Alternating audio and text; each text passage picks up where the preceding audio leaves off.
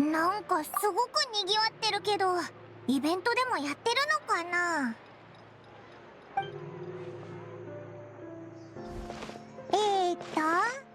スキンケア新商品バタフライビューティー、今だけ特別価格。コスメの特売イベントみたいだな。あれ、シグウィンじゃんか。やあ、シグウィン。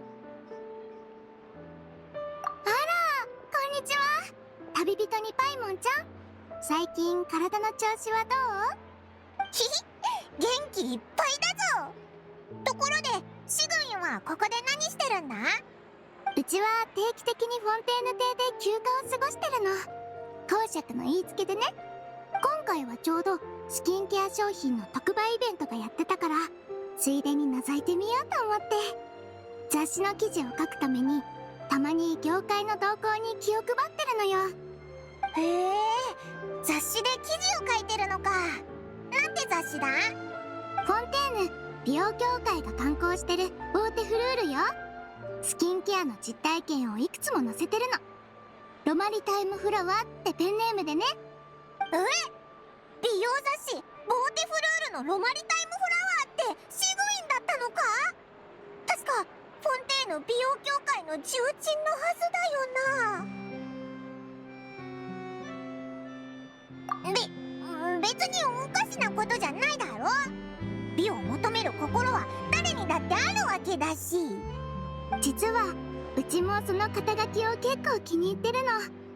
コスメのお店に行くと店員さんがすごく親切にしてくれるし、笑顔でいるだけでみんな率先して丁寧に接客してくれるから。それってロマリタイムフラワーに酷評されたくないからじゃないか。きっとシグウィンにも美を愛する心があるんだろ。でも美容協会の重鎮だなんて本当にすごいよな。正確に言うと、うちが美容を研究する理由は今の自分の姿を大切に思ってるからなの。美を求めるっていうのとはあまり関係がないかな。おー、美容マスターならではの深い言葉ってやつか。自然な美しさこそ究極の美ってことだな。そうじゃなくてね、メリジーヌの美に対する意識は人間とかなり異なってて、美しいとか醜いとかで人間の外見を判断することはしないの。強いて言葉にするなら、可愛いかどうかかしら。そうなのか。今の姿を大事にしたいからこまめにお手入れをしていて、ついでにその経験をまとめてるのよ。それが美容に関心のある人たちから好評を得るなんて思いもしなかったけどね。なるほどな。そういえばシグウィンの姿のことを前から聞きたかったんだけどさ、なんで人間の姿をしてるんだ？もしかしてハーフだったり。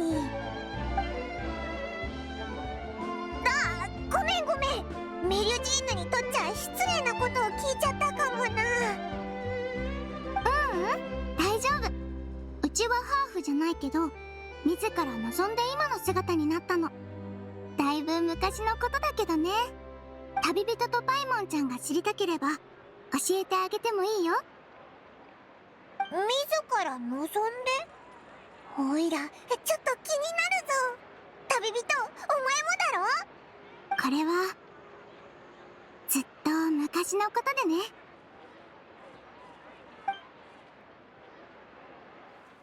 昔人間はメルジーヌを拒み、メルジーヌは人間を恐れていた。あるところに人間の医術に夢中なメルジーヌがいたの。でもその治療を受ける人はいなかった。そしてメルジーヌを好きな女の子がいたけど、それが理由で友達がいなかった。そうしてメルジーヌは女の子の友達に。女の子はメルジーヌの患者になったの。はい、診察終わりよ。今日もとても健康ね。ありがとう、メルジーヌ先生。お医者さんごっこをしながら2人の友情も深まっていった。でもある日その子が倒れてしまったの。すぐに来れる医者はそのメルジーヌだけ。けど彼女は追い払われた。近寄るな。メリュジーヌなんか信じられるか。人間じゃないからって理由で親友を助けることすら許されないの。そう思ったメルジーヌは恐ろしい魔女ばあさんを訪ね何度もお願いした。そしてやっと魔女は答えてくれたの。この罪からなる薬を使えば、お主は人間の顔と手足を手に入れることができる。じゃがその友達が好きになってくれた全てを失うことになるじゃろう。それでもいいのかい？メルジーヌがためらった時間はそう長くはなかった。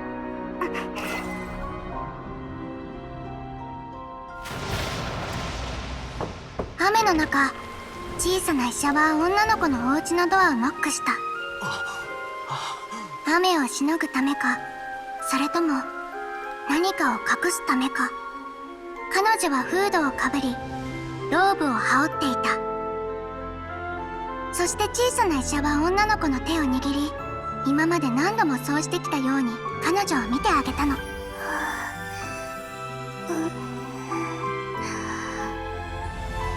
夜が明け、女の子はやっと良くなったけど、小さな医者はそこにいなかった。もう自分のことがわからない友達のもとを去り、遠くへ行ってしまったの。それからうちは人間の姿で暮らすようになったのよ。知り合いの多くはうちが生まれつきこういう姿だと思ってるみたいだけどね。魔女ばあさんに魔法の薬、何かの童話ってわけじゃないよな。ええ、どれも本当のことよ。そっか。今の語り口からそんな感じがしたけど。おお、確かにそうだな。友達を助けるために自分から進んで人間の姿になるって、きっとメリュジーヌにとってはすごい決心だろ。患者さんを治療するのが医者の役目だもの。どんな壁があったとしてもそれは乗り越えるべきよ。ったく、娘が病気で苦しんでるのにシグウィンがメリュジーヌってだけで門前払いするなんてひどすぎるぞ。そうね、時に外見そのものが隔たりを生むことってあるから。でももう昔のことだし、うちも今の姿が結構気に入ってるから大丈夫よ。うんうん、今の姿のシグウィンもすっごく可愛いぞ。皆様、大変お待たせしました。ただいまより当店が受託しております新作コスメ特売イベントを開催いたします。イベントが始まったみたい。行ってみましょう。パイモンちゃんもスキンケア用品を買うならアドバイスしてあげる。ほんとか？美容協会重鎮メンバーからのアドバイスがもらえるなんて。おいら、風欲しくなってきたぞ。本日ご紹介するのは新商品のバタフライビューティー。美容雑誌に載っている使用体験をすでに読んだ方も少なくないでしょう。お肌の質が大幅に改善され、まるでさなぎが眉を突き破り蝶々に生まれ変わったかのように輝きを放つ肌を手に入れることができます。これはこの商品の名前の由来でもありますね。本日はバタフライビューティーの開発者であるフォンテーヌ科学院のラワット先生にお越しいただきました。それでは早速本商品のご紹介をしていただきましょう。こんにちは。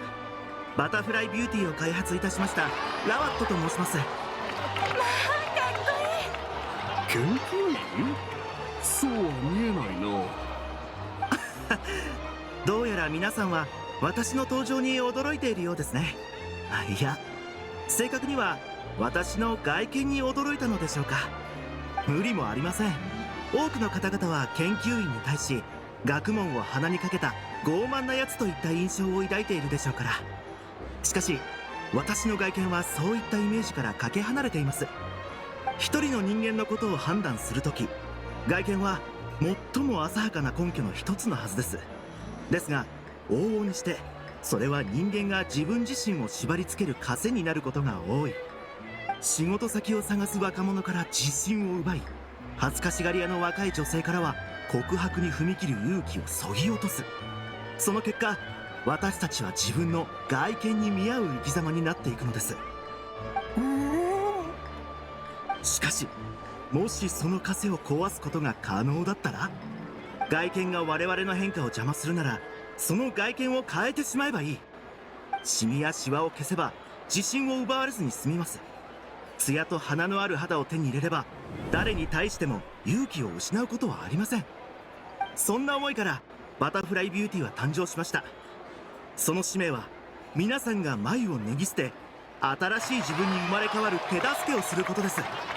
実際の効果はともかく、今の熱のこもった話を聞いてたら、買いたくてしょうがなくなってきたぞ。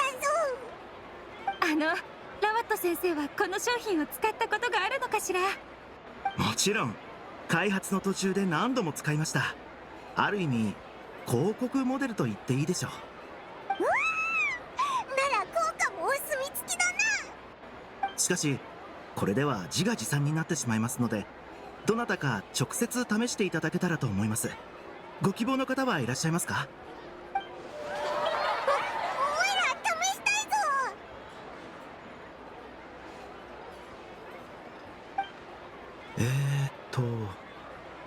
おや？なんとフォンテーヌ美容協会の重鎮が足を運んでくださっていますね。本商品を評価するのにあなたほど適した方はいないと思います。いかがでしょう、シグウィンさん。ええ、構わないのよ。ロマリタイムフラワー？フォンテーヌにおいてコスメのこだわりで右に出る者はいないって聞く。どうぞお試しください。肌に優しくて馴染みやすい。フォンテーヌでも一流の商品と言えるでしょうね。おお、すごい高評価だな。それを買わせてもらおう。私にもちょうだい。割引はないか？これ以上皆さんを待たせてはいけませんね。ただいまよりバタフライビューティー販売開始です。オイラたちも一本買わないか？ほんとか？でもどうせ肌の手入れは必要だろ。日差しとか雨にさらされたり茂みの中を歩いたりして肌がかさついてきた気がするし、肌に合わないかどうかの心配もいらないぞ。シグウィンがここにいるからな。美容の専門家に聞いてみよう。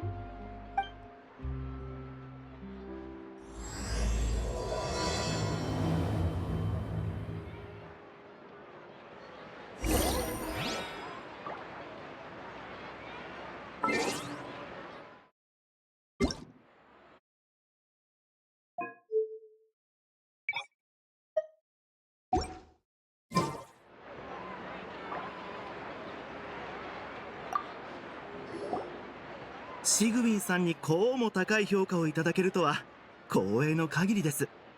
今後の改良の参考に至らぬ点をご指摘いただきたい気持ちもあったのですが、大半のスキンケア用品の良し悪しは長く使ってみないとわからないけど、この商品はすぐ効果が現れて肌の質を改善しながらも特にトラブルは起きなかった。素晴らしい商品よ。でも心配しないで。これからも使い続けて定期的にボーテフルールに感想を載せるつもりだから。雑誌を購読すればすぐにうちの感想がわかるはずよ。お世辞でも言おうと思っていましたが、さすがは美容協会の重鎮、抜かりないですね。シグウィン、コーン、尊敬する美容専門家さん、オイラとこいつの肌にこの商品が合うか見てくれないか？おや、こちらはかの有名な旅人さんでしょうか？その通り。かの有名な旅人と隣にいるのは同じくらい有名なパイモンだ。せっかく旅人さんにご質問をいただいたので、私からお答えしましょう。バタフライビューティーは肌に優しいので、どの肌タイプの方にも安心してお使いいただけます。強いて言うなら、我々フォンテーヌ人により合っているといったところでしょうか。どうしてだ？そちらは企業秘密ですのでご勘弁いただけたらと。有名なパイモンさん。おー、そっか。じゃあ特別割引とかないか？そんな煩わしいことを考える必要はありません。私が作った製品を旅人さんとその仲間に使っていただけるだけで光栄です。こちらの2本は無料で差し上げますよ。へそくりを使わずに済んだぜ。そう思うのも無理ないかもしれませんが、私の気持ちに嘘偽りはありませんよ。どうか商業行為だと誤解しないでいただければと。バタフライビューティーを使っていただける顧客を探すことは、同じく美を愛する心を持つ同志を見つけるようなもので、とても喜ばしいことなんです。美を愛する心？堂々と口にされるとなんかこっぱずかしいな。恥ずかしがることは全くありません、パイモンさん。ほとんどの人は口先では崇高な精神を求めながらも、ついつい外見に目を奪われがちです。そのような環境にいたら美を求めたがるのも自然な反応。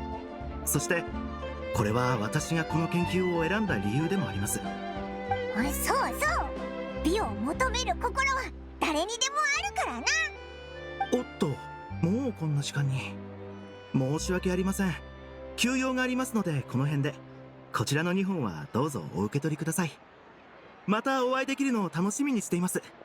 パイモンちゃん、旅人、そのスキンケアを使うのは少し待ってちょうだいね。何か問題でもあるのか？品質に問題はないけど改善の余地があると思うの。少し材料を加えればもっといい効果が得られるかもしれないから。本当か？でもなんでさっきエラワットには言わなかったんだ？人間の中で研究員っていうのは特別な部類でね。面と向かって欠点を指摘されてもあまり気にしないけど、他の人が自分より優れたものを作れるというとすごく不機嫌になるの。もしさっきうちが伝えてたらこの2本をタダでもらうことはできなかったかもね。確かにその通りかも。もっといい効果をお望みなら必要な材料をリストにまとめてあげる。全部集めたらうちのところまで持ってきてちょうだい。もっといい効果？つまりそれを使えばオイラの可愛さにさらに磨きがかかるってことか？それすごく欲しいぞ。じゃあうちはそろそろメロピデ要塞に戻るね。医務室をあまり長くは開けられないから。またメロピデ要塞でな。うわ！医務室に人がいっぱいいるぞ。本当に嘘じゃないんだ。昨夜この目で見たんだよ。俺にそっくりなもう一人のやつを。今の話は全部記録しといたのよ。早速検査してあげるね。さあ深呼吸して。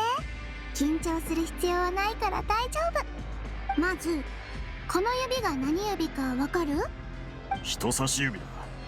俺の頭は正常だっての。じゃあ次ね。公爵、久しぶりだな。ああ、あんたらか。確かにしばらく会ってなかったな。お茶でもてなしてやりたいところだが、残念ながら今は公務で手が離せないんだ。気にすんなって。今日は足首に会いに来たんだ。でもこの状況、一体どうしたんだ？実はこいつがもう一人の自分を見たと慌てふためきながら看守に相談してきてな。もう一人の自分？顔が似てるとかか？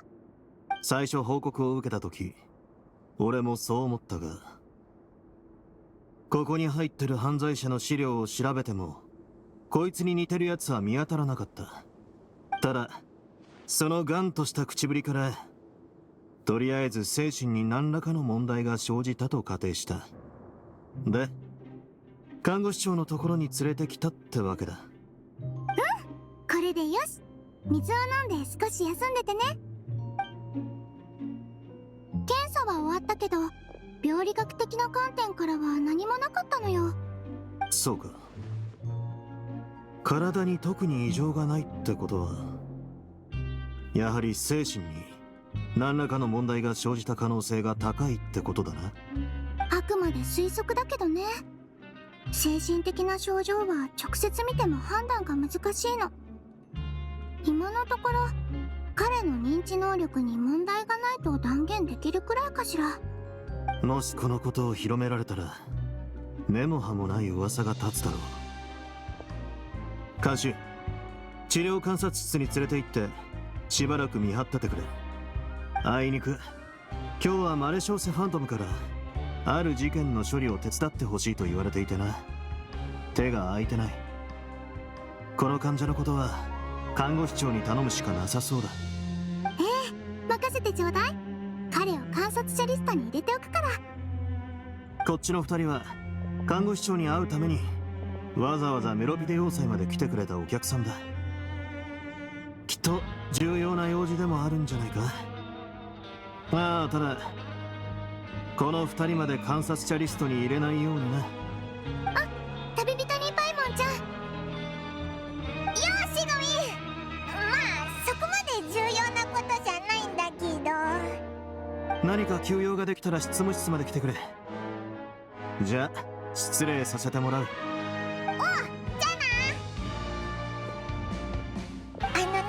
シグウィン。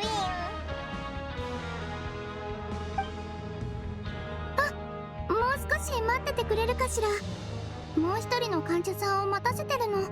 空いてるベッドに座ってて。わかったぞ。看護師長、連れてきたぞ。さらに容体が悪化してるようだ。慌てないで。まず彼をこちらに座らせて。シグウィンって普段こんなに忙しいんだな。スキンケア用品を改良してくれなんてちょっと言い出しにくいぞ。おう、シグウィンの普段の仕事ぶりを観察するのも悪くないな。今度は痛いかもしれないから、まず深呼吸してね。あの顔溶けてるのか。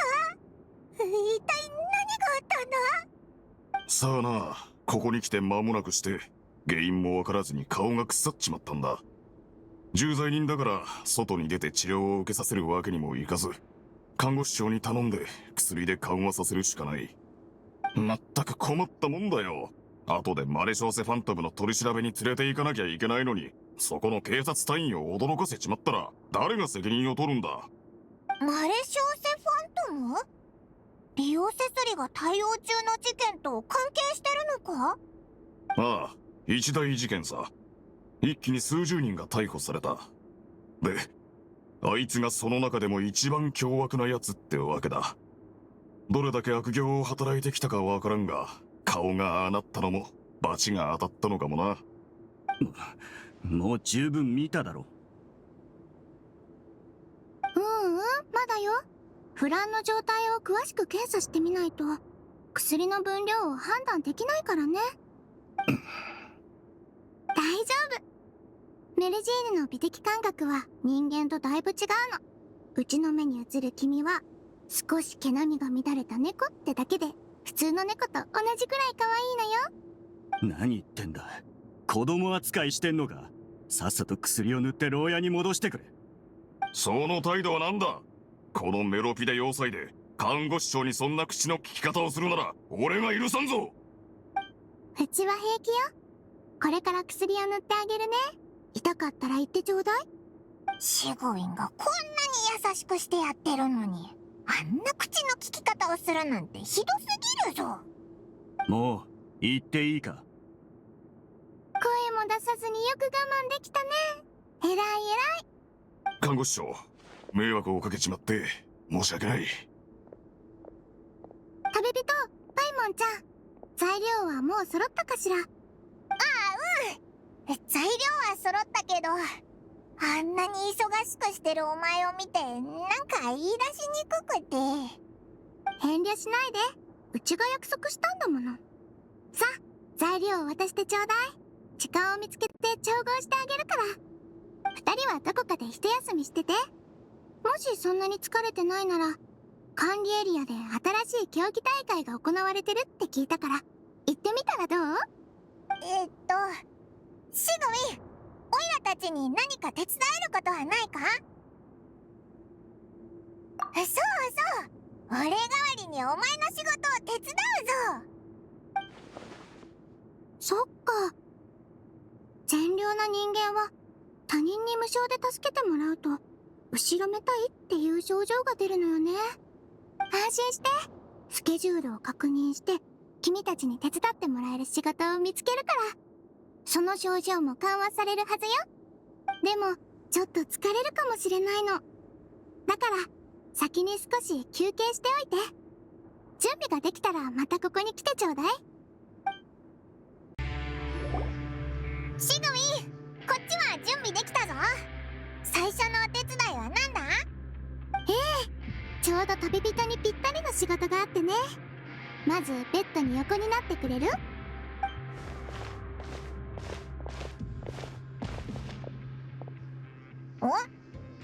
何をするんだ？病人を装ってもらうの。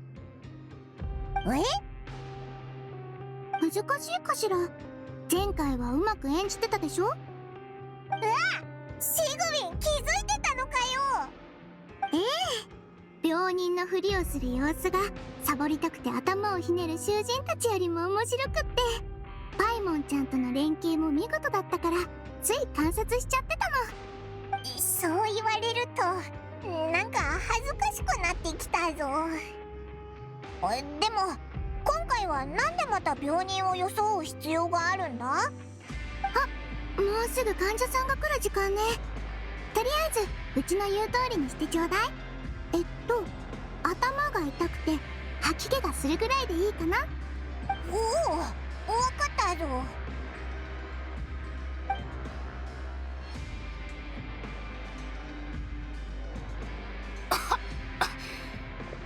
してやったぞ。母ちゃんがしつこくてうるさいから。お母さんは当直で手が離せないんだから、病気で心配させないようにね。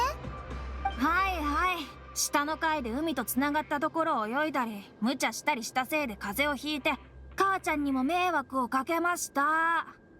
メロピデ要塞に来たらしばらく自由に遊べると思ったのに、これもダメあれもダメって。まずは体温を測るから座ってちょうだい。まだ熱があるね。顆粒剤をお湯に溶かしたからこれを飲んで。そこからまた様子を見ましょう。なあお姉ちゃん、この薬苦いから飲みたくないんだよね。薬なんて飲まなくても大丈夫だって。知り合いのおじさんも風邪をひいた時何日かしたら自然と熱が下がったって言ってたし。母ちゃんをごまかせるようにさ、処方箋だけ渡してくんない？もちろん構わないのよ。君は勇敢ね。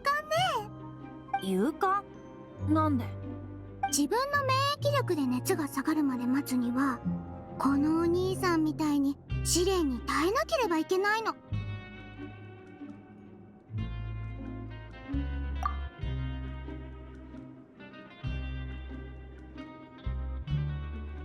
旅人、しっかりしろ。吐きたいのか？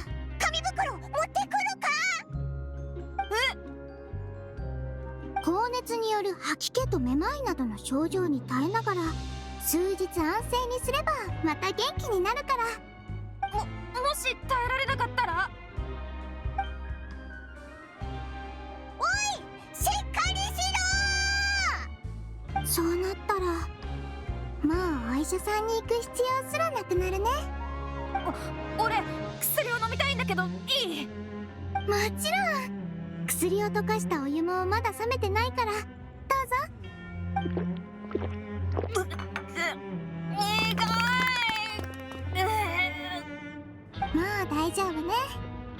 旅人もパイモンちゃんも素晴らしい演技だったのよ。あの子全然言うことを聞いてくれないんだな。あの子のお母さんはここの看守で、ここ数日連続で当直をすることになったの。でもあいにくお父さんも出張中で、仕方なく息子も連れてきたそうよ。ここに来た当初はウキウキしててね。メロピデ要塞を面白い遊び場だって思ったんじゃないかしら。つまり子供に薬を飲ませるためにオイラたちに病気のふりをさせたってことか。はあ、まさかシグウィンがこういった方法を使うとはな。実はね、この方法は先生に教わったの。お？シグウィンって先生がいたんだな。そいつもメリュジーヌのお医者さんなのか？ううん、先生は人間よ。でもずっと前に亡くなったの。ごめん。気にしないで。それにうちは先生のことが大好きだから、誰かとこうして話せるだけですごく嬉しいの。先生は診療所を持ってなくて、街を歩き回りながら患者さんを見ていてね。やんちゃな子の相手をするのはお手の物だったの。先生はいつもこう言ってた。ほほん。ガキが泣こうが無理やり薬を飲ませるんじゃよ。そうすれば病気が悪化してビービー泣かれることもないってね。なんていうか、すごく厳しい人だったんだな。厳しい？先生の言葉を借りると、ただガキに怖がられるタイプだって言ってたよ。そんな風に自分を評価する医者がいるのか。そいつの顔が見たくなってきたぞ。ならちょうど先生の写真があるのよ。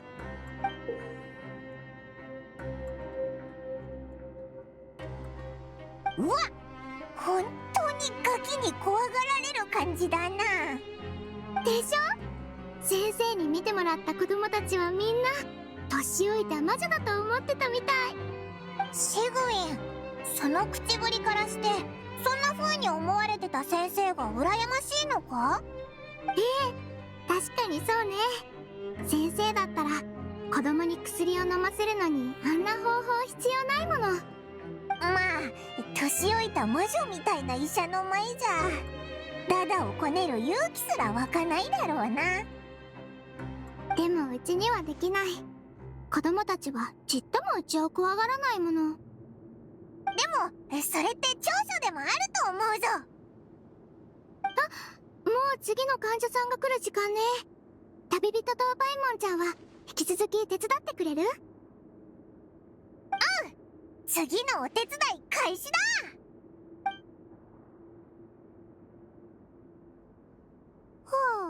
わーい、もう夜になったのか。シグウィンの一日ってほんと大変だな。今日は旅人とパイモンちゃんが手伝ってくれたおかげでだいぶ楽だったよ。ヒヒヒ。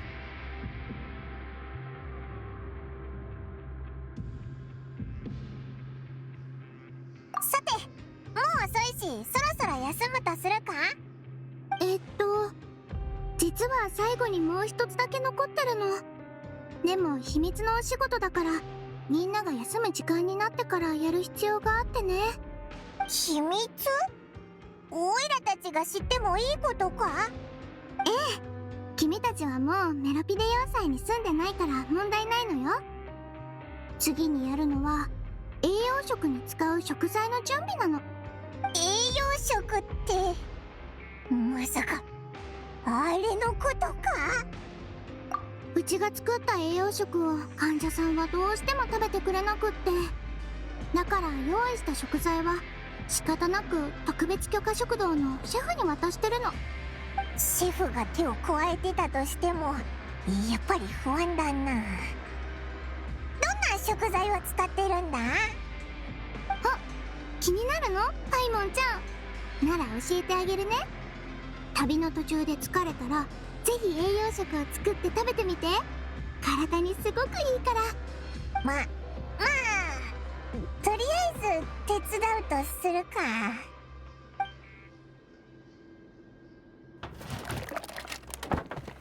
机の上に用意してあるから、うちの指示通りに加えていってちょうだい。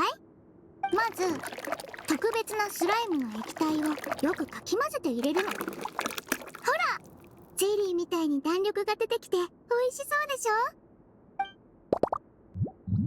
ほんとだ。スライムの液体を入れるとこうなるのか。不思議だな。次に色変わりの結晶を砕いて、粉砂糖みたいにサラサラになるまで力を入れて砕くのよ。限界アベラントから手に入るやつだよな。本当に食えるのか？最後にタンパク質が豊富な肉を入れる必要があるんだけど、カエルはぴったりな食材なの。まずは内臓をきれいに洗ってね。肉質がとても柔らかいでしょ。カエルか。よし、これで下処理は完了よ。あとはお弁当箱に入れて、特別許可食堂のウォルジーさんに渡すだけ。昨日生産エリアで2日連続で働いている人がいたの。だから明日は必ず栄養食を食べてもらわないと。やっぱりシグウィンは囚人たちの健康に気を使ってるんだな。ああ、看護師長か。今日は食材を届けに？一人前よ。番号は蓋に書いてあるから。了解。必ず提供しよまるで秘密のやりとりみたいだな。手を煩わせちゃってごめんね。う。そう気にするな。看護師長はメロピデ要塞のみんなのために尽くしてくれてんだ。睡眠時間を削ってでも力になる。ダメよ。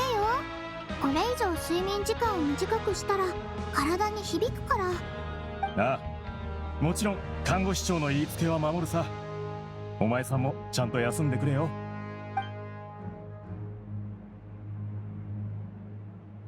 今日のお仕事はこれで全部完了よ。旅人パイモンちゃん、本当にお疲れ様。ここの監視とかスタッフってみんなシグウィンのことをすごく慕ってるんだな。今日一日シグウィンを手伝ったことでオイラたちもメロピデ要塞のためにかなり貢献できた気がするぞ。看護師長、今よろしいでしょうか。こんな遅い時間に申し訳ありません。ですが急いでお知らせした方がいいと判断しまして。焦らないで。深呼吸してから話してちょうだい。観察室を見張っていたオディロンさんから看護師長に伝えるよう頼まれました。幻覚症状を疑われたあの囚人が突如正気に戻り、観察室から出してほしいと頼んでいるそうです。どういうことだ？観察室から出るにはまずうちが彼の体を検査して問題がないことを確かめないといけないの。なら医療アシスタントも仕事しないとな。よし、オイラたちも一緒に行こう。ああ、看護師長、待っていたよ。いろいろと迷惑をかけて申し訳なかったね。けどもう良くなったから安心してくれ。よくよく考えてみたら、もう一人の自分を見たってのは多分メンタルがやられてたせいで幻覚を見たんだと思う。長時間働いて頭がぼーっとしてたから。なるほどね。それでも必要な検査はやらないといけないのよ。まずは深呼吸して力を抜いて。午前やった検査と同じ手順だから、その準備をしましょう。午前中はひどく緊張してて、どう検査したかよく覚えてないんだ。最初は何をするんだったか。思い出せなくても大丈夫よ。まずは認知能力の検査ね。さ、集中して。うちは何指を出してる？ああ、小指だ。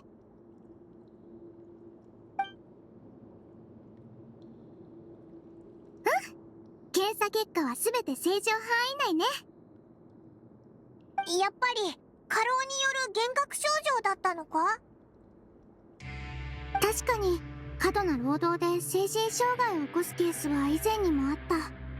けどそれを防ぐためにうちは生産エリアに行ってみんなを観察してたのに、どうして今回は気づけなかったのかしら。いや、看護師長の責任じゃない。俺がうまく馴染めなかったせいだ。だからちょっと疲れたくらいでおかしくなってしまったのさ。看護師長、心配してくれてありがとう。今は一刻も早く慣れ親しんだ部屋に戻ってゆっくり眠りたいんだが。確かに慣れない環境では疲れが取れにくいでしょうね。わかった。観察室から出ることを許可するのよ。2日間の休暇を申請してゆっくり休んで。ひとまず観察者リストから消しとくね。あ、面倒をかけるな。オディロンさん、彼を部屋まで連れて行ってもらえる？ああ、わかった。今日はちょうど管理エリアの夜間巡回を担当してるんだ。責任を持って送り届けよう。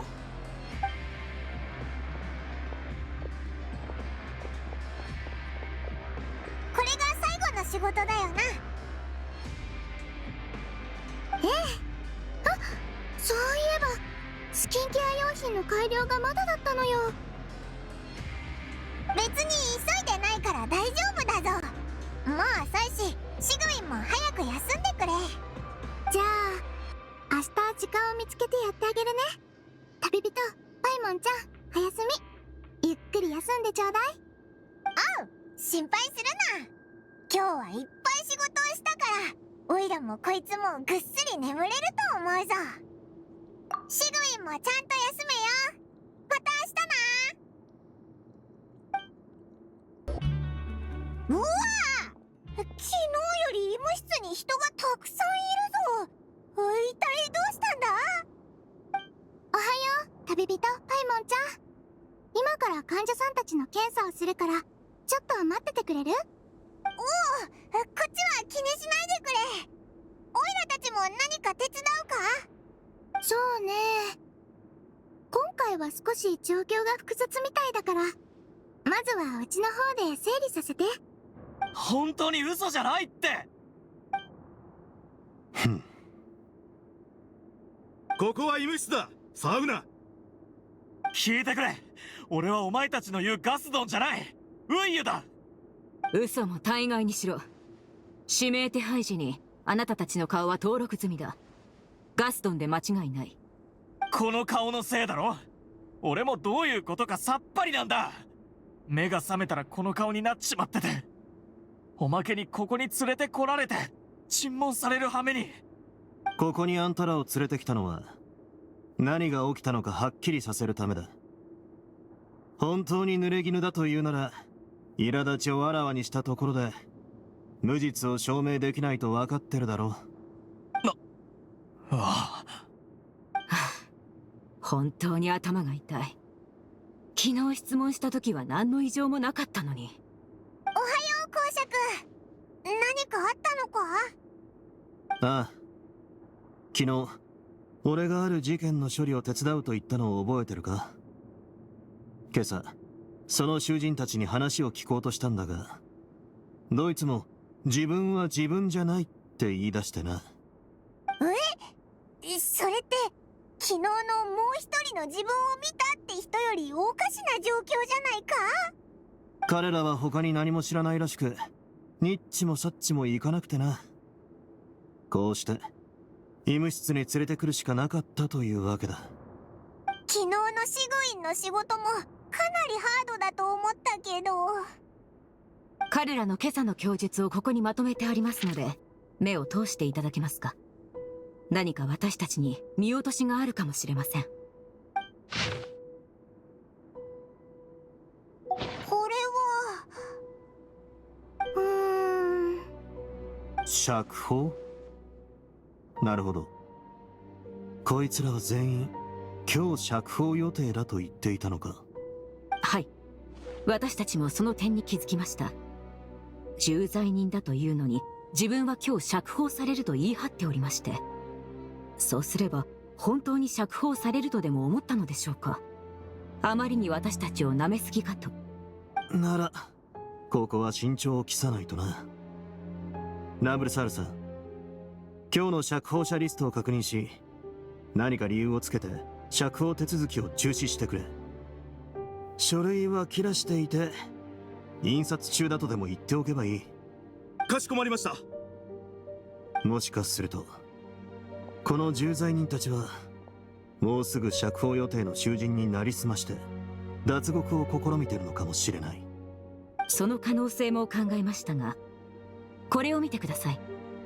指名手配書に載っているのは紛れもなく彼ら本人です。どうやってなりすますのでしょう。釈放される囚人が彼らとそっくりな顔であれば話は別だが、昨日事件捜査の資料としてここの名簿を渡していたな。それはどうだった？はい、名簿に載っている囚人の顔写真を見比べましたが、今の推測は成り立たないことがわかります。強いて言うなら声が昨日と少し違うくらいでしょうか。ただこれはいくらでも偽装できますので。そうかな。看護師長はどう思う？ちょっと待ってて。確かめる方法が一つあると思うの。まだ薬を塗る時間じゃないから辛いでしょうけど、少し我慢してね。あれ？そいつって昨日のやつだよな。この人は多分オノレイさんだと思う。重度の脳症が顔に広がってるから、フォンテーヌ邸の病院で手術を受けてもらわないと。監視の付き添いのもと外出を許可するね。だから言っただろ、俺はポトンじゃなくてオノレだって。本当に入れ替わりが行われたってこと？いや、このポトンの状況はかろうじて理解できますが、残りの囚人についてはどう解釈すれば魂が入れ替わったとでも言うのですか？入れ替わったのは顔だと思う。具体的には入れ歯をするように元の歯を抜いて別の歯を入れるの。そうね、証明してあげる。旅人パイモンちゃん、昨日会ったエリックさんのこと覚えてる？おう、もちろん覚えてるぞ。なら君たちには証人になってもらうね。まずエリックと名乗る囚人を探すのを手伝ってくれる？君はエリックさんね。ああ、そうだ。看護師長、やっと俺の話を信じてくれる気になったのか。もう一回検査をする必要があるの。昨日と同じ手順でやらせてもらうけどいい？わかった。最初は認知能力の検査だろう。なら集中しないとな。まず前回の検査でうちがどの指を出したか思い出してみてくれる？確か人差し指だったな。これってまさか。ほう。実は昨日の夜、もう一人の自分を見たって言ってたエリックが急に正気を取り戻したんだ。だから観察室から出してくれってシグウィンに頼んできたんだよ。で、許可を出す前にもう一度検査をしたんだけど、その時に出したのは小指だった。ん？昨夜の検査なんて記憶にないぞ。観察室に入った後やることもなかったからこっちは寝てたんだ。それがどういうことか目が覚めたらこうして重罪人の牢屋にいるときた。それが本当ならこの2日間で起きたメロピデ要塞の奇妙な事件にも説明がつくな。一体どういうことでしょうか？脱獄を企てた重罪人たちはもうすぐ釈放される囚人をスケープゴートにしたのさ。お互いの顔を入れ替えることでな。昨夜奴らは当直の看守オディロンを襲うと、その変装技術を用いてオディロンになりすました。そして他の看守の目をやり過ごしたんだ。その後囚人たちが寝静まるのを待ち、当直中の看守という立場を利用してまとめて入れ替わりを実行しようとした。だが一人だけ下手を打ったんだ。エンリは行動を開始する前からすでにエリックの顔になっていて、しかもそれを本人に見られてしまった。だから看守に助けを求めたのさ。本物のエリックはな。だがその時の俺たちが持つ情報はあまりに乏しかった。エリックが幻覚を見たと判断し、ひとまず観察室に入れるしかなかった。奴らは看守の立場を利用してすぐさまエリックの顔も変えたが、そこでさらに厄介な問題に遭遇した。エリックさんはその時観察者リストに登録されてた。でもそのリストに載ってる囚人はうちの許可なしには釈放手続きができない決まりになってるの。で、二人の偽物は一芝居打つことにしたのさ。看護師長に偽物のエリックを観察者リストから除外してもらうためにな。なるほど、確かに筋は通ってるな。さすが公爵。いえ、今の推理は理にかなっているように聞こえますが、変装という可能性は私たちの方でとっくに排除しています。変装をして犯行に及ぶ事例は昔からあるの。そしてマリショーセファントムに所属するミルジーヌの責務の一つがまさにその類の犯罪者を見分けること。囚人たちを細かく観察してみたけど変装の痕跡は見当たらなかったわ。じゃあ違うってことか？現時点では奴らがもうすぐ釈放される囚人の資料を盗み、それを利用して嘘をついている可能性が最も高いかと。実は姿を完全に変えられる薬があるの。しかもこの薬を使えばメリジーヌでも見分けられない。姿を完全に変えられる薬？看護師長、そのような話は聞いたことがありません。もしそんな薬が実在するなら、マレショーセファントムの捜査系統に大きな混乱をもたらします。それは確かな情報なのですか？ええ、本当なのよ。そんな。信じて。これは医療従事者であるうちの知識や経験に基づいて出した結論だから。ま、口先だけじゃ信じられないのも理解できる。なら入れ替わった囚人たちを全員引っ張ってきて両者に問いただせばいい。そうすれば真相も明らかになる。それでいいな。はい。そもそも投獄後に再度取り調べを行う事態になったのもこちらの不手際によるものです。ご迷惑をおかけしますがよろしくお願いします。公爵様、大変です。ご指示の通り先ほど釈放の手続きを止めに行ったのですが、すでに一部の者は受付を済ませて外に出てしまったとのことです。それも2時間も前に。名簿を確認したところ九段の囚人たちで間違いありません。2時間前。尋問が始まる前だな。やはり前々から計画してたということか。入れ替わりは本当に行われていたと。してやられました。今から追いかければまだ間に合うんじゃないか？いや、もし先ほど言った薬が本当にあるなら奴らは外に出てからいくらでも姿を変えられるはず。マレショーセファントムのメリュジーヌでも見分けがつかないなら見つけるのは極めて困難でしょう。じゃあどうすれ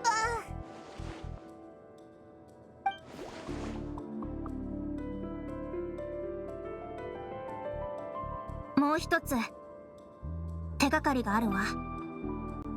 その人たちを逮捕できたのはフォンテーヌ科学院の研究員のおかげなの。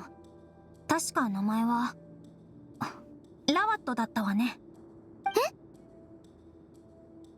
ラワットってあのコスメの特売イベントにいたかっこいいやつだよな。かっこいい？人間の目にはそう見えるのね。私には薬の研究一筋って感じのただの研究員にしか見えなかったけど、脱獄者たちの罪状の一つは違法薬物の製造と販売。ラワットさんから聞いた話では彼の開発した技術が犯罪者たちに盗用されたらしいの。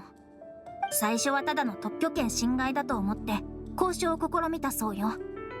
けど話してるうちに相手が犯罪に手を染めてることが分かってすぐさま通報したの。ラワットさんの通報のおかげですぐに犯罪者たちを一網打尽にすることができたわ。そんなことがあったのか。肝の据わった研究者だな。ああ、その線から調べるのが良さそうだ。何しろ通報者であるラバットは報復の対象として狙われる可能性が高いからな。それに奴らと交渉したことがあるラワットと会えば何かしら情報を得られるかもしれない。かしこまりました、公爵様。直ちに隊員を連れてフォンテーヌ科学院に向かいます。入れ替わった囚人たちのことはどうかお願いします。ああ、モルガーナさん、うちも一緒にその犯罪者たちを追ってもいいかしら。それはまたどうして？昨夜偽物のエリックさんを観察室から出したのはうちだから、うちにも責任があると思うの。いえ、そのように思わないでください。看護師長は彼の健康を考えてそうされたのでしょう。犯罪者を捕まえるのは私たちの職務です。看護師長に負担をかけるわけにはいきません。それだけじゃないの。実は個人的な理由もあってね。ポトンさんはうちの患者さんでしょ。薬を塗ってあげないと症状が一気に悪化してしまうの。お気持ちはわかりますが、犯罪者の逮捕には危険が伴います。もしも看護師長に何かあったらと考えると、我々の隊ではとてもその責任を負えません。心配しないで。自分のことは自分で守れるから。そう言われましても。モルガーヌさん、薬に関する仮説を立てたのは看護師長だ。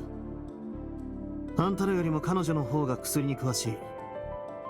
同行させてあげたらどうだ。どうしても看護師長の身の安全が心配だというなら。ああ、相変わらず頼もしい奴らだ。よろしく頼む。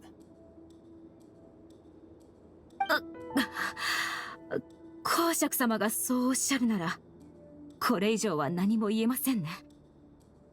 では時間もありませんので急いで出発しましょう。すみません、急を要する公務がありまして、少しお話を伺ってもよろしいでしょうか。マレショーセ・ファントム？また何か違法な研究を行ってる研究員を調べてるのかい？いえ、ある研究員に聞きたいことがありまして。ラバットがどこにいるかご存知ありませんか？ラワット。ああ、あの有名なイケメンか。でも科学院じゃあんま彼を見かけないんだ。彼と親しくしてる研究員が少しだけいるから、代わりにその人たちに聞いてみるといい。科学院の近くにいるはずだ。少しだけ？人付き合いがうまそうなやつだと思ってたけど。まあ人付き合いがいいのはあながち間違いじゃないだろう。でもそれだけさ。恵まれた容姿を神様から授かったおかげで彼と知り合った人はみんないい印象を持つからね。だが科学院に入ってからかなり経つのに、彼が自身の研究成果について誰かと意見交換してるところはほとんど見たことない。そんなんじゃ科学院で本当の友人を作るのは無理な話さ。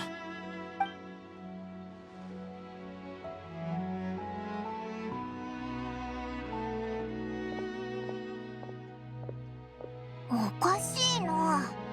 あの特売イベントで見た感じ、人を遠ざけるような性格じゃなかったのに。そう？別に不思議じゃないのよ。うちには人付き合いが苦手なタイプに見えたもの。オイラには全然そう見えなかったぞ。これがミルジーヌの洞察力ってやつか？彼の知人から話を聞く以外にも、科学院に何か手がかりが残ってないか調べる必要もありますね。ここは時間を節約するためにも二手に分かれて行動しましょう。オイラたちはシグウィンと一緒に研究員たちに話を聞いてみるな。ラワットが科学院でどんな人と付き合ってたのか、なんだか気になってきたし。お前がオードリー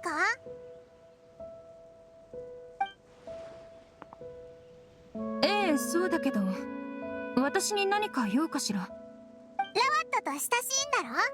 あいつの居場所について聞きたいんだ。親しい？一回告白しただけよ。きっと他の女性研究員も彼に告白したことがあるんじゃない？どうして私だけ親しいって思われたのかしら。彼みたいな男は女にチヤホヤされるのが好きなだけで、真剣に恋をする気なんてさらさらないのよ。もっと早く気づくべきだったわ。オイラたち、ただあいつがどこにいるか聞きたいだけで。どうして私が彼の居場所を知ってると思うの？別に親しいわけでもないのに。ちょっと面倒だな。他の人に聞くか？見た感じ、彼女はラバットさんのことをよく知ってるみたいよ。このまま行っちゃうのはもったいないんじゃない？でも今の様子じゃ何も聞き出せそうにないぞ。そうね。これは恋愛でよく見られる症状よ。治療法を知ってるから任せて。こんなものまで治せるのか？5分。ラワットさんを見つけるのは無理みたいね。もしかしたら彼はもう危険な目に遭ってるのかも。危険？待ちなさい。あなたたちどうして彼を探してるの？実はマレシオセファントムの警察隊員によると、あいつは悪の組織に狙われてるみたいなんだ。だからその無事を確かめたくって。どうしてそんな事態に？2日前に彼を科学院で見かけた時はそんな大事件に巻き込まれてるようには見えなかったけど。もちろんただ偶然見かけただけよ。彼は今どこにいそうかしら。あくまで彼の身の安全のために教えてあげるけど、科学院にいないなら母親のところにいるかもしれないわね。彼は子供の頃母子家庭で育ったと聞いたわ。実家の状況はあまり良くないらしくて、自宅で療養中の母親の様子を見るために定期的に帰ってるって。そうなのか。じゃあその家の場所は知ってるか？知らないわ。彼の母親のことも偶然耳にしただけよ。だって人と付き合う前にはまずその人のことを把握しておかないとでしょ。告白した時お母さんの世話を手伝うって言ったら逆に怒鳴られちゃったの。もっと紳士的にやんわり断れないのかしら。まあそういった自分もバカだったけど、ほんとひどいと思わない？やっぱり彼みたいなモテる男は実家の状況を人に知られたくないんだわ。また症状が悪化してきたみたいだな。ラバットさんの実家の住所は、後でマレシオセファントムと合流したら警察隊員に調べてもらいましょう。おう、そうだな。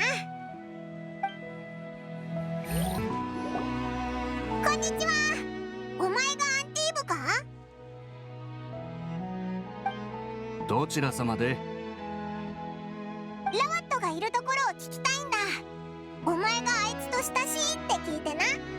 親しい？特許使用権も与えてくれないやつと親しいだと？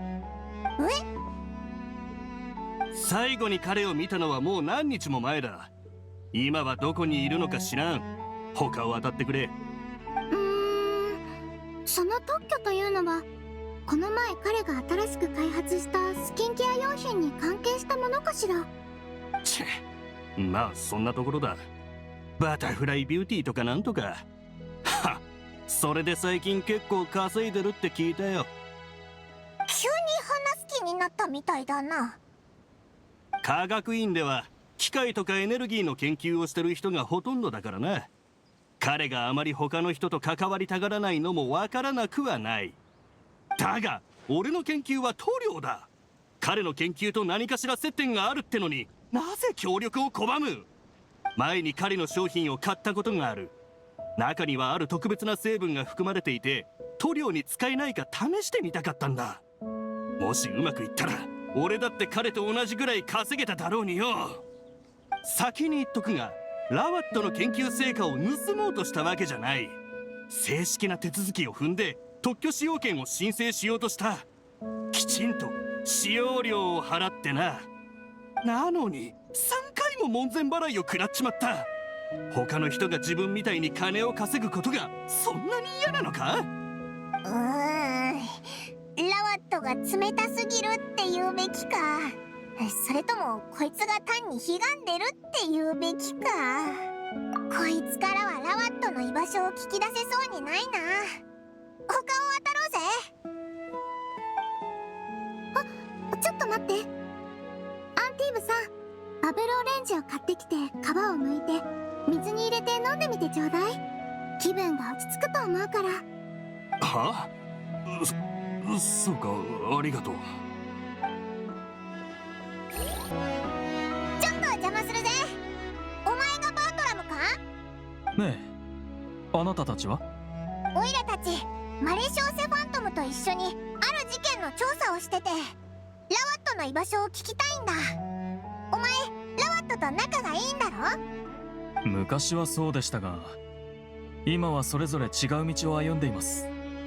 どういう意味だ？はあ、我々研究員は皆崇高な目的のために研究を行っています。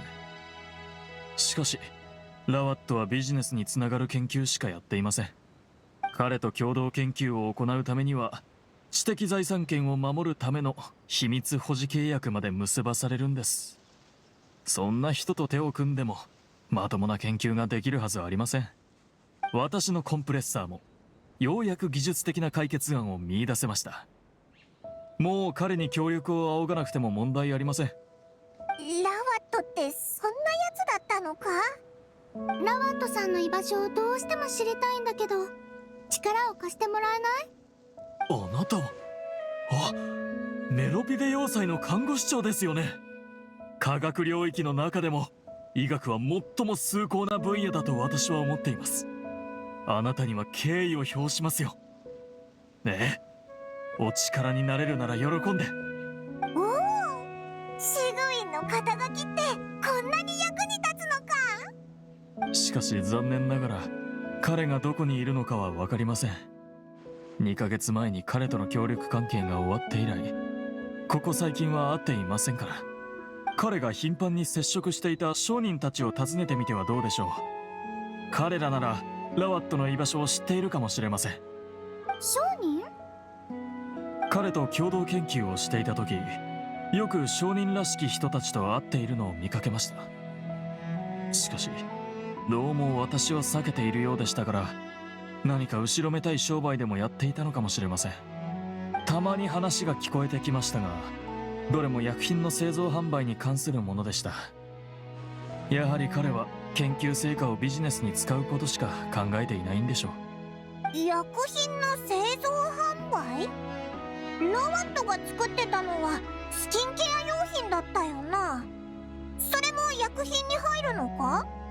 さあ、私は金の匂いがすることに関心がありませんので。ありがとう。今もらった情報で十分よ。ねえ、それではお互い科学の金字塔のさらなる高みへ登れることを願っています。意外だな。ラワットって熱心で明るい2枚目の研究員だと思ってたけど、まさか他の研究員の目にはあんな風に映ってたなんて。オイラの第一印象とは大違いだぞ。じゃあパイモンちゃんの今の印象は？家の状況のせいで人付き合いが悪くなって利益しか考えてない顔のいい研究員？外見に対する部分は変わってないのね。そこはまあそうだな。でもあんなに顔の整った研究員なんだし、たとえ家の状況が良くなくても人を遠ざけるような性格にはならなそうだけど。外見だけで人を判断しちゃダメよ。看護師長、旅人さん、研究員たちから何か新しい情報は聞けましたか？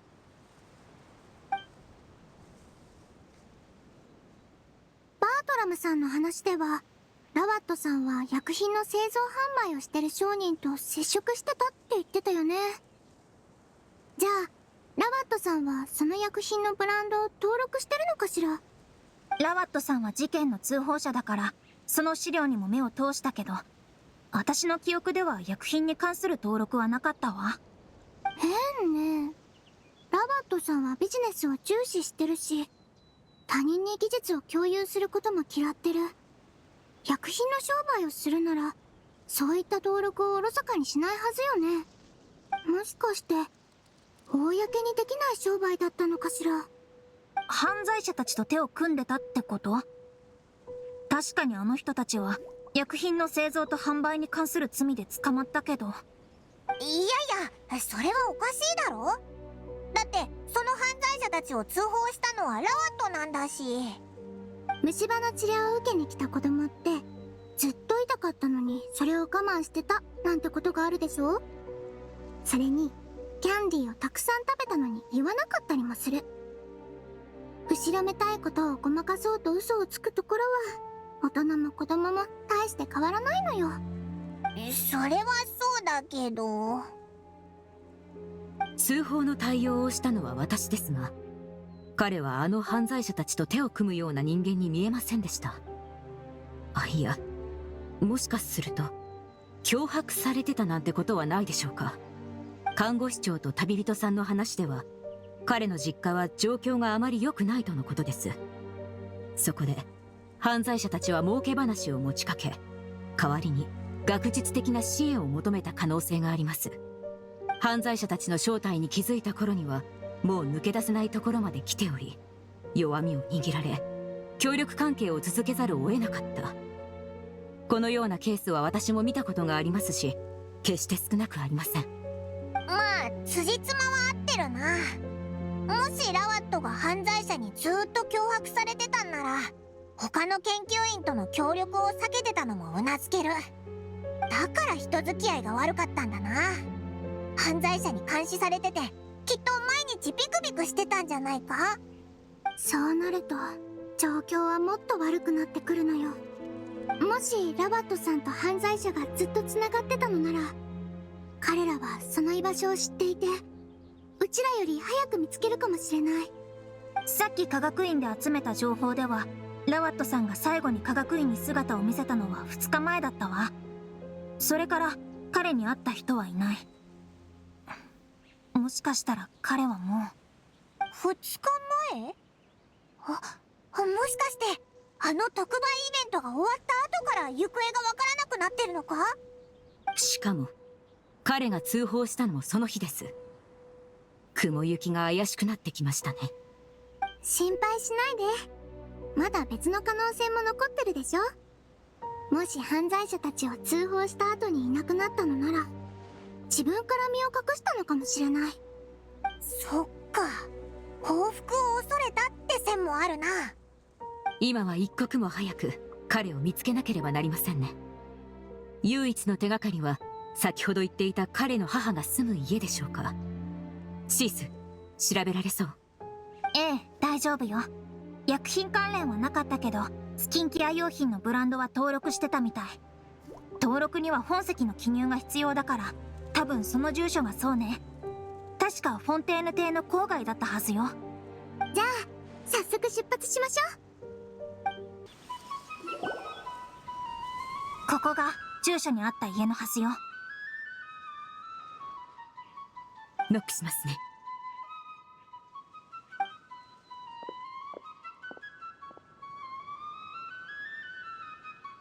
中に体の不自由な患者さんがいて、あまり具合が良くないみたい。なんとかドアを開けられないかしら。じゃあドアを壊して開けるか？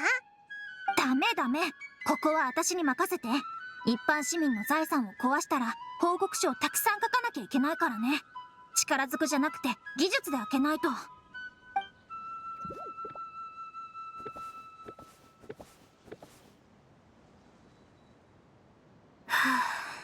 冷静に今まで受けてきた訓練を思い出して、力の調整を。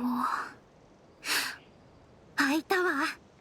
シース、何人か連れて潜伏し、家の周りを監視しておいて。私は旅人さんたちと一緒に中に入るから。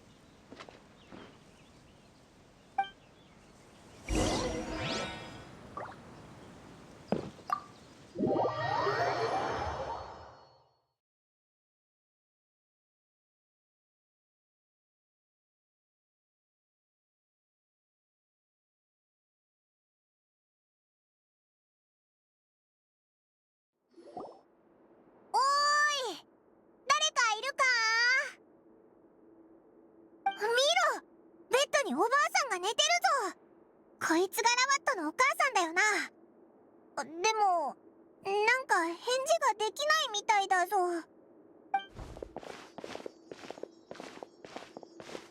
病状がかなり深刻みたい。いくつか質問はできると思うけど、無理はさせない方が良さそう。ラバットもここにはいないみたいですし、この老婦人に聞くしかないですね。ええ、うちに任せて。君がラバットさんのお母さん？彼の居場所を教えてくれる？どうなった？耳が少し遠いみたいね。ラバットさんの写真は持ってる？ええ、あります。これを見てくれる？君の息子さんよね。どこにいるかわかるかしら？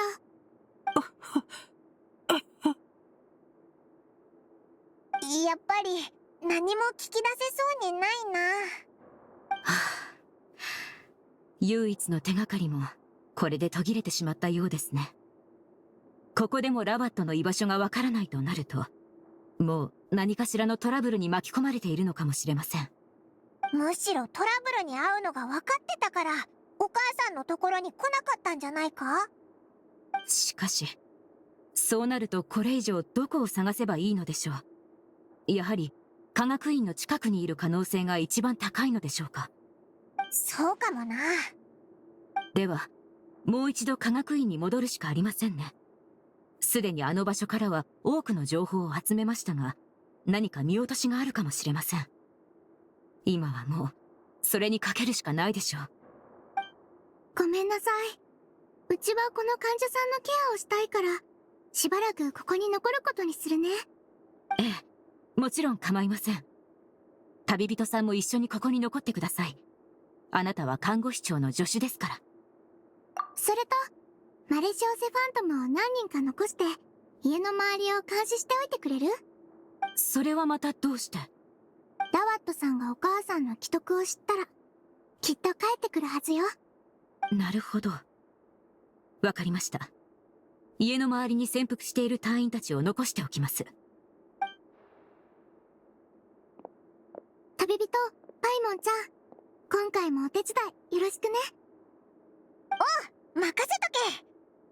たださっきの話を聞く限り、ラワットのお母さんの容体ってもしかして。ええ、極めて危険な状態にあるのよ。そうなのか。少しケアをするから、そこのタオルを取ってくれる？わかった。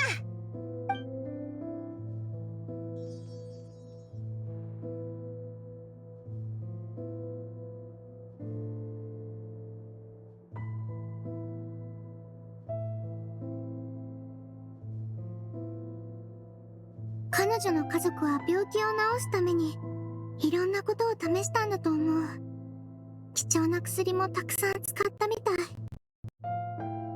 でも残念ながらあまりに多くの病気にかかっていて、それが体を蝕んでる。シグウィン、辛そうだな。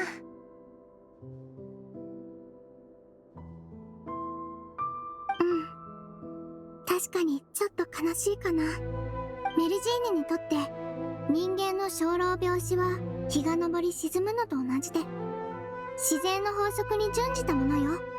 けど人間の医学はこの法則にある程度逆らえる。まさに奇跡のような科学なの。これもうちが医学に夢中になった理由の一つ。でもいざ医者になってみると、奇跡はいつも起こるわけじゃないって気づいた。どんなに腕のいい医者でも治せない病気はあるの。シグウィン、心配しないでパイモンちゃん。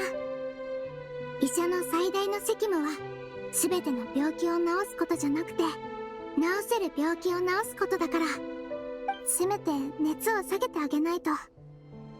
そうすれば彼女もそんなに苦しまなくて済むし、ラバットさんに会うまで持ちこたえられるかもしれない。ああ、だったら犯罪者を捕まえるってだけじゃなく、一刻も早くラワットを見つけてやらないとな。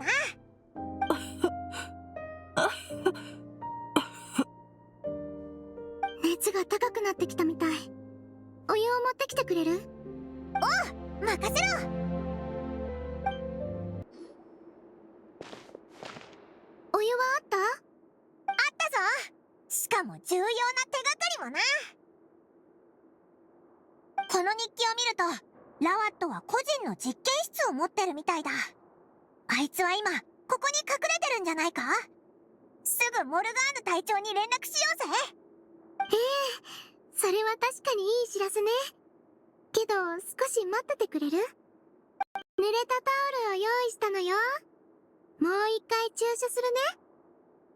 気分はどう？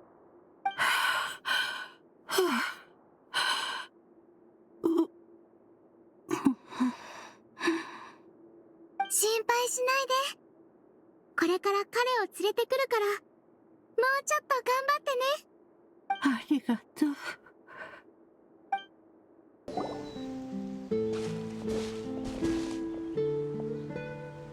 モルガーヌ隊長たち、もう到着してるみたいだぞ。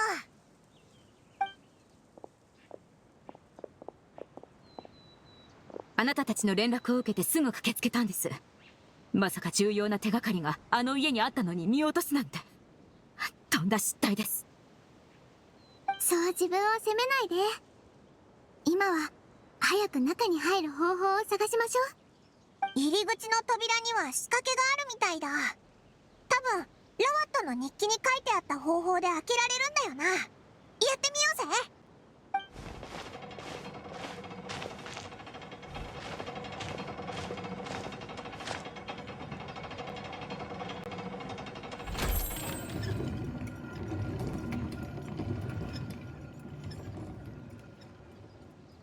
扉が開きました。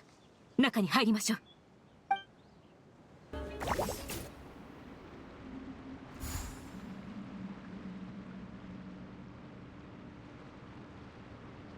隊長、ここにいる者の数はリストより少ないようです。残りの脱走者はこの奥に隠れているかもしれません。ここにいたのはただの見張りだったか。マレスオセファントムの人がなぜここに？あれ？こいつってメロピデ要塞の看守だよな。ああ、そうだ、俺だよ。公爵様に頼まれてきたんだ。何か誤解させてしまったか。オディロンさん、病気が治るまでは外勤の仕事を控えるようにと先日言ったはずよ。それは公爵様の力になりたくてだな。モルガーヌさん、この人は偽物よ。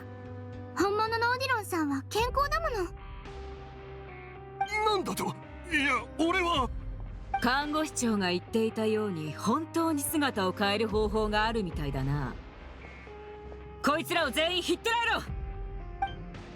リュボン、ここで彼らを見張っておいて、それから出入り口も。もし私たちが戻ってこなかったらすぐ救援を呼んでちょうだい。はっ。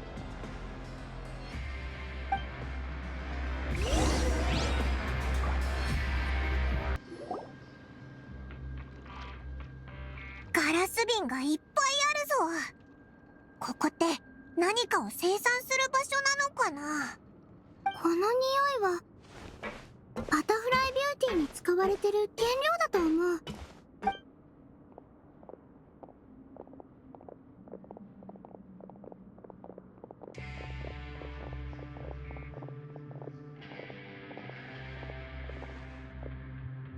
なんで全部空っぽなんだろう。あまりに爆売れしたから原料を使い切ったとか。妙ですね。ラワットはなぜ人気商品の生産ラインをこんな偏僻な実験室に置いたのでしょうか。ラワットは脅迫を受けて違法薬物の製造に関わることになったと前に考えましたよね。てっきりここにあるのはその生産ラインだと思ったのですが。もしかしたらバタフライビューティーそのものが違法薬物なのかも。看護師長、それは一体何を根拠に？あくまで推測なのよ。早くラワットさんを見つけましょう。彼なら答えを教えてくれるはずだもの。ええ、わかりました。立ち止まらず先に進みましょう。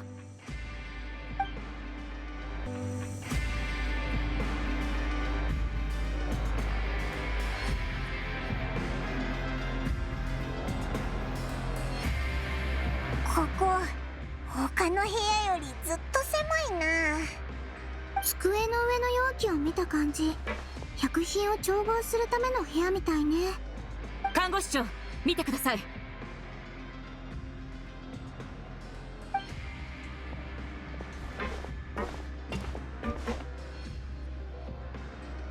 れってラワットがあの日着てた服？なんでここで着替えたんだろう。もしかするとここで服を脱がされた後、どこかに連れて行かれて処分されたのかも。シグウィン、急にそんな怖いこと言わないでくれよ。才能ある若者が道を踏み外したことでそのような結末を迎えていたとしたら実に残念です。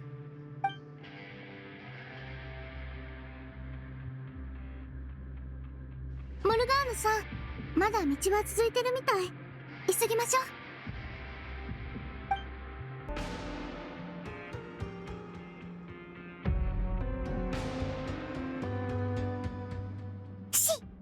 中に人がたくさんいる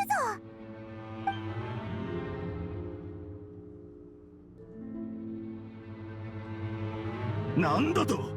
あと1日もしないうちに俺たちの顔もお前みたいに腐るって？ああ、あの洪水の後、フォンテーヌ人の体質が大きく変わったんだ。それでこの変貌薬が体に合わなくなった。副作用は私みたいになることだ。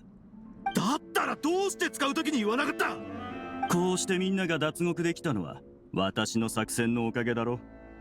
もしマレショーセ・ファントムにあなたたちの罪が暴かれてたら顔が腐るだけじゃ済まなかったぞ。くそ、理由もなくずっと姿をくらましてたお前をなんで一緒に脱獄させてやったと思う？長いこと手を組んでたからだ。それがこの仕打ちか。俺たちをコケにしやがって。落ち着け。私たちが協力してるのはただ利害関係が一致していたからに過ぎない。他人を信用しすぎたあなたの問題だ。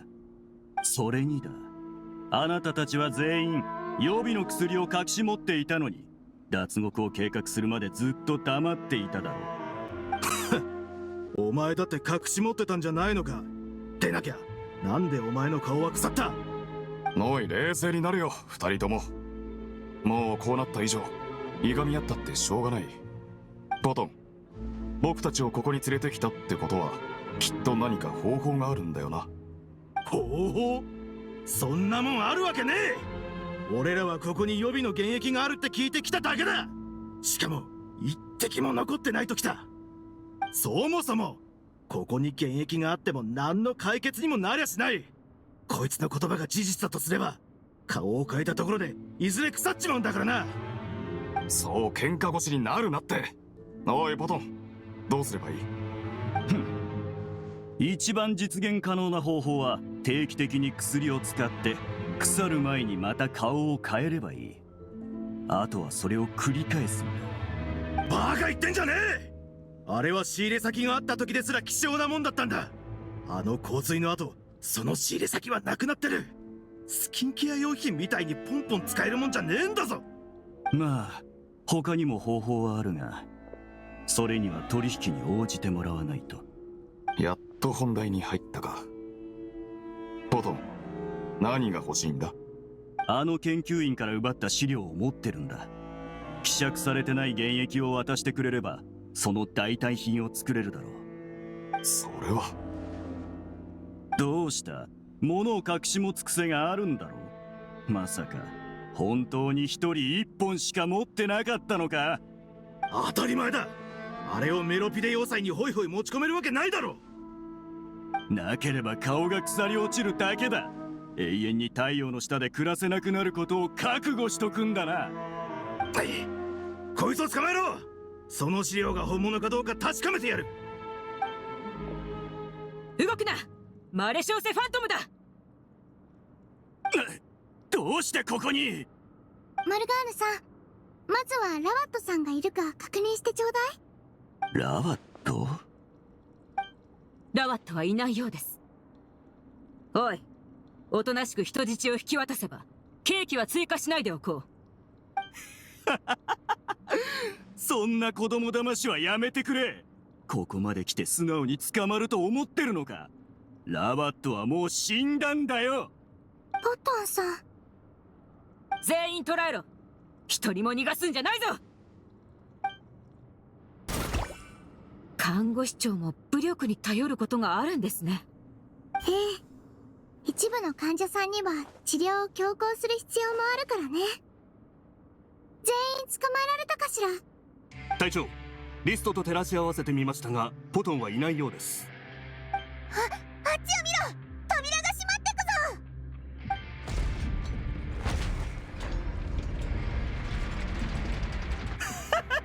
くぞ。私を殺そうとする奴らと捕らえようとする奴らをいっぺんに片付けられるとはな。手間が省けた。あいつどうやって上に。どこかに隠し通路があるのかもしれません。探してみましょう。悪あがきはやめとけ。ここに来るとき全ての道を封鎖しておいた。そっちこそ考えが甘いんじゃないか。外には人を配置してある。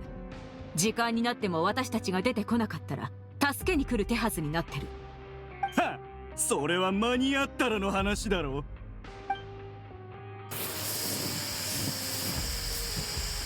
パイプからガスが。みんな気をつけて。毒ガスなのよ。ここは商品を出荷する場所でね。原液を加工した製品を保管してるんだ。そして商品をダメにしないよう特殊な消防システムが採用されてる。ここのパイプはガス消火剤を噴射できるんだ。ただちょっとばかしいじって毒ガス室に改造したがな。どうしてそんなことするの？ここには君の仲間だっているでしょ。おいおい勘弁してくれ。彼らは原液を持ってなかった。もう用済みだ。それに私が行きそうな場所をばらされたくない。なんてやつだ。なんとかしてあの扉を開けないと。せいぜいあがいてろ。あなたたちが死ねば私の居場所を知る者もいなくなる。じゃあな。ポトンさん、もう行くの？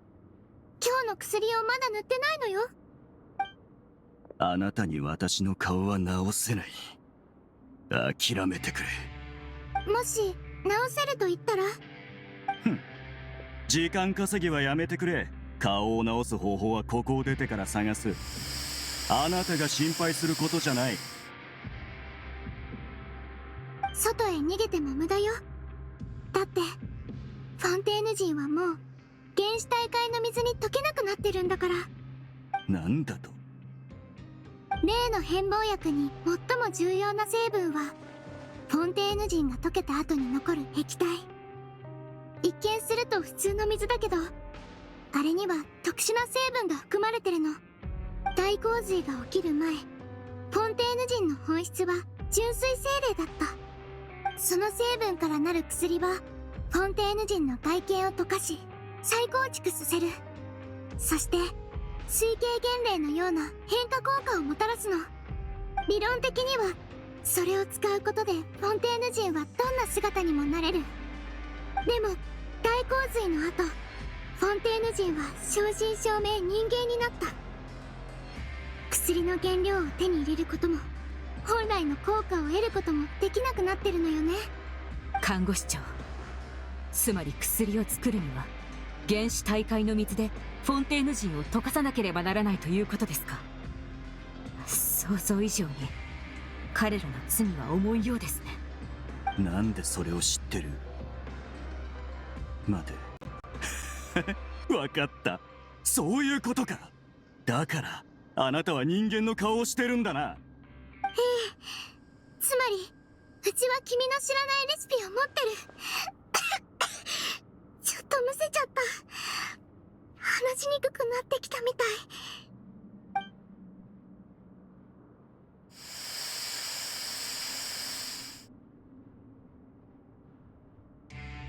い。いいだろう。今日取引をしてくれるのはあなただったというわけか。さあ言え。どうすればそのレシピを渡してくれる？レシピじゃなくて調合済みの薬を持ってきたのよ。何？前にラワットさんが開発したスキンケア用品を試した時、特別な成分が含まれてることに気づいたの。だから友達に頼んで材料を集めてもらってね。調合したらこの薬ができたのよ。このことからあのスキンケア用品には君たちの成果が含まれてるってことよね。その通りだ。あれの一部の原料は私たちがラワットに提供したものだ。ただあれにはわずかな有効成分しか含まれていない。原液の効果には到底及ばん。希釈の過程を反転させる方法を見つけたの。その方法を使えばあのスキンケア用品から原液に近いものを得られる。ありえない。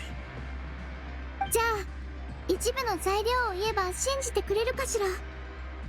まずは濁水原霊の組織成分と異界のつゆを3対7の比率で配合するの。濁水原霊と異界のつゆ、そのようなアプローチが全く思いつかなかった。さあ取引をしましょう。いいだろう。私のいる窓の下に商品を配送するためのパイプがある。そこに薬を入れろ。そしたら解放してやる。ダメよ。君は自分の病気を隠すような悪い子だもの。信じられない。先に扉を開けてくれたらこの薬をあげる。たとえそれが本物であっても私の顔を一時的に治すだけだろう。なぜそれで対等に交渉できると思った？もうバルブを閉めたりはしない。残された時間はわずかだ。じゃあうちは薬を持ったままここに立ってる。もし毒で倒れたら薬の瓶も割れちゃうけどいい？ち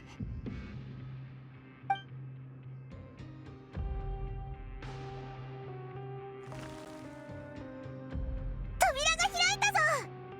閉められないようにすぐ扉の仕掛けを壊してください。いい子ね。じゃあうちも約束を果たすのよ。看護師長、毒ガスの濃度が高くなっています。すぐに退避を。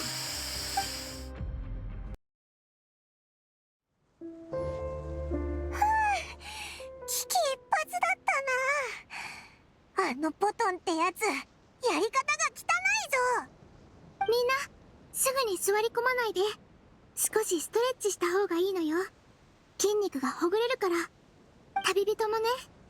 パイモンちゃんは大丈夫かしら。早く飛ぶのだって疲れるんだぞ。いや、まあそれは置いといてだな。驚いたぞ。あのスキンケア用品にこんな裏があったなんて。約束してたスキンケア用品を台無しにしちゃったね。今度代わりのものをあげるのよ。いやいや、あんなのタダでもらっても使いたくないぞ。でもオイラがあれを買おうとしたことがこうしてみんなを助けるきっかけになったんだし、これってオイラの手柄ってことでいいよな。もちろん分かってるぞ。看護師長、隊員と犯罪者どもの確認が取れました。皆無事のようです。脱走者はメロピデ要塞に連行いたします。ただ残念ながらラバットはいません。完全に行方不明です。あの犯罪者たちほんとたちが悪いぞ。特にあのポトンってやつ。もしあいつが最後に薬と引き換えに扉を開けてくれなかったらみんな死んでたかもしれないぜ。その心配はなかったのよ。うちはいつもいろんな解毒剤を持ち歩いてるし、あの毒ガスに効くものもあったから。扉を開けてくれなかったとしてもみんなを守れたの。じゃあなんであいつに薬を渡したんだよ。看護師長でしたら正直なところ、あの薬は渡すべきではなかったと思います。もし彼が顔を変えてフォンテーヌから逃げてしまえば、その仲間をいくら尋問しようと居場所をつかめないでしょう。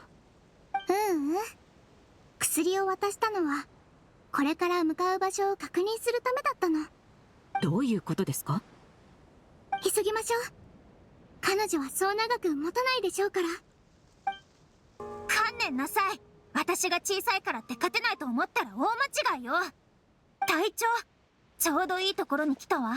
潜伏してたらこの人がこそこそと家に入ろうとしてて、ちょうど今取り押さえたの。ふん。その顔。ポトン、まさか本当にここに来ているとは。なんだって？正確に言うと、これは顔が腐る前のポトンです。指名手配書に載っている顔はこのようなものでした。そう、やっぱりね。どういうことだ？薬を持っていったのに、フォンテーヌから逃げ出さないどころか、むしろ前の顔に戻すなんて。自首でもするつもりか？くだらん憶測はいい。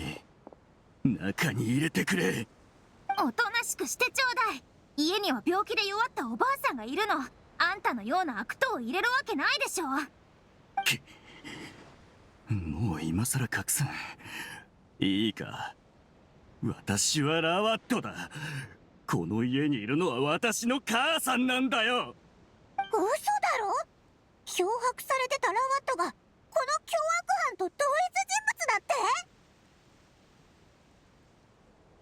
て？脅迫されてたラワット？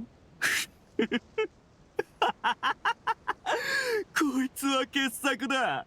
今日聞いたジョークの中で一番面白い。当時脅迫を受けてた頃、誰もが私を犯罪者の仲間だと思ってた。それが本当の犯罪者になった途端、脅迫されてると思い始める。顔がいいだけでこうも都合よく解釈されるとはな。ご託はいい。さっさと説明しろ。説明？ああ、いいぞ、聞かせてやる。まだ私がポトンだった頃、この世界からは悪意しか感じられなかった。何をする気？どっか行きなさいよ。異性に嫌われ。協力？まともな研究をしてるようには見えないが。同僚にはバカにされ。君がポトンか？今やってる研究に興味があるんだ。よく考えてみてくれ。投資の話を持ちかけられるなんてそうめったにないだろう。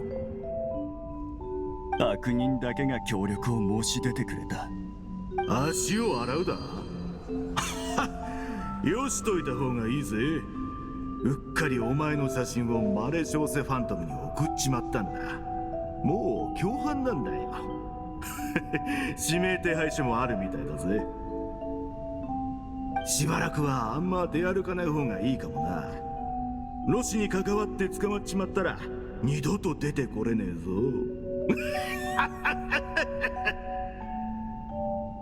引き返せなくなるまで、私がポトンじゃなくなるまで。ラワットさん、ちょっと話があるの。異性に好かれ、新しく開発された薬に興味があるんだ。本当に天才的な発想だよ。手を組んでみないか？いや、特許使用権を申請するから、その許可だけでも。同僚から珍しく褒められ。そちらの研究に興味があるんだが、君に投資したいという人は大勢いるだろう。こっちは後でもいい。ただの好奇心で聞いてみただけだ。そう警戒しないでくれ。悪人からは敬遠された。ラワットになったことで分かってしまった。この世界がいかに虚偽に満ちているかがね。それでも世の中を責めなかったよ。何しろこんな虚偽にまみれた世界でも利用できるからだ。なのになぜこの世界を憎む理由を私に強いる。母さん、ただいま。調子はどうだ？あなたは誰？いくら高い薬を買っても母さんの病気は治せなかった。ならせめて最後に息子の顔を見せようと思ったんだ。のけ者にされてた時、気にかけてくれたのは母さんだけだった。もう一人の私の名声がフォンテーヌ科学院に広まったが、母さんはその私を知らない。どうしても母さんに会いたかった。たとえ昔のブサイクな顔に戻ってもな。これでいいか。もう満足しただろ。早く中に入れてくれ。今さら母親に合わせる顔があると思ってるのか。見た目を変える術を手に入れたというのに、犯罪者たちから逃げることを選ばなかった。むしろ仲間になることを選んだというのに。儲かる商売があるのになぜそれを手放す。ロシの数十倍の利益が出るんだぞ。それも合法的にだ。お金のために悪人であり続けるなんて。悪人？その基準は何だ？悪事を働いたかどうかじゃなく、顔が整ってるかどうかか？私のもう一つの顔が悪人だなんて誰も思わなかったぞ。あなたたちにとやかく言われる筋合いはない。あなたたちだってこの虚偽に満ちた世界の一部に過ぎないんだ。後悔はしてないぞ。母さんもきっと理解してくれるはずだ。こいつ悪すぎるぞ。特に口が。でも今の顔も悪人の顔だとは思ってないのよ。冗談はよせ。見たところ今の自白に少しも驚いてないようだな。いつから気づいてた？君にあの薬を渡すまではただ疑ってただけよ。いつから疑ってたかというと、初めて医務室で君に会った時からね。その疑いを確かめるためにうちはこの調査に参加したの。はっ、笑えるな。若く有望な研究員と投獄された悪党がその目には同じ人物に薬が持つ効果は確かにすごいのよ。メルジーヌでも見分けられないほどだもの。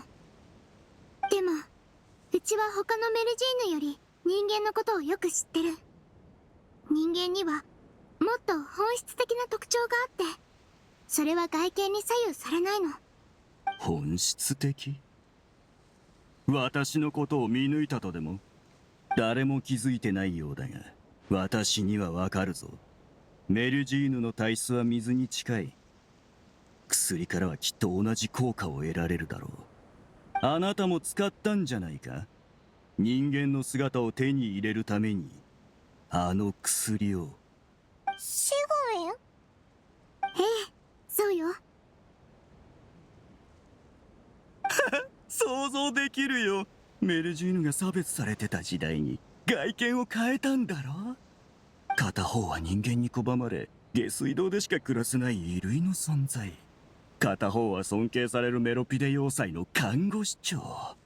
どっちを取るかなんて考えるまでもないからな。つまり私と同種なんだよ。私もあなたを見抜いたというわけだ。今重要なのはそこじゃないのよ。ここに来た目的はお母さんに会うためでしょ。うちはそれを叶えてあげられる。看護師長、彼の今の状態では安心できません。大丈夫よ、心配しないで。この前倉庫で薬を見せたのもある種のテストだったの。彼は追っ手から逃れられる可能性を捨ててまでお母さんに会うため扉を開けて薬を手に入れた。少なくとも彼のお母さんに対する気持ちは本物なのよ。そういうことだったのですか。だから逮捕する前にお母さんに会わせてあげて。うちと旅人がついてるから大丈夫よ。ええ、わかりました。母さん、わかるか？息子のポトンだ。この顔なら分かってくれるだろう。どうしたんだ母さん。残念だけど悪いお知らせがあるの。前回診察した時にはもう高熱によって両目が失明してたのよ。なんだって。今この時君のことを思い出すのに一番役立たないのが外見。でも家族に自分のことを思い出させる方法は他にもたくさんあるでしょ。目を開けてくれ。ポトンだ。見えないのならせめてこの手を、息子の手を握ってくれ。ここまでしたのにどうしてわからないんだ。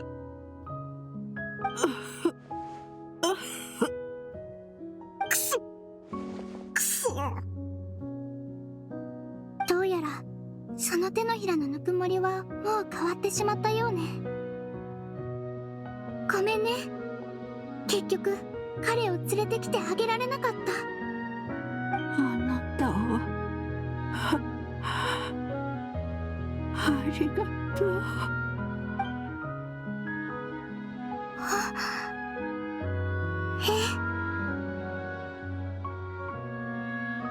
母さん、なんで彼女に反応？どういうことだ？そっとしてあげて。この人は今言ったの。母さん、母さん。ポトンさん、残念ながらうちと君は同じじゃないのよ。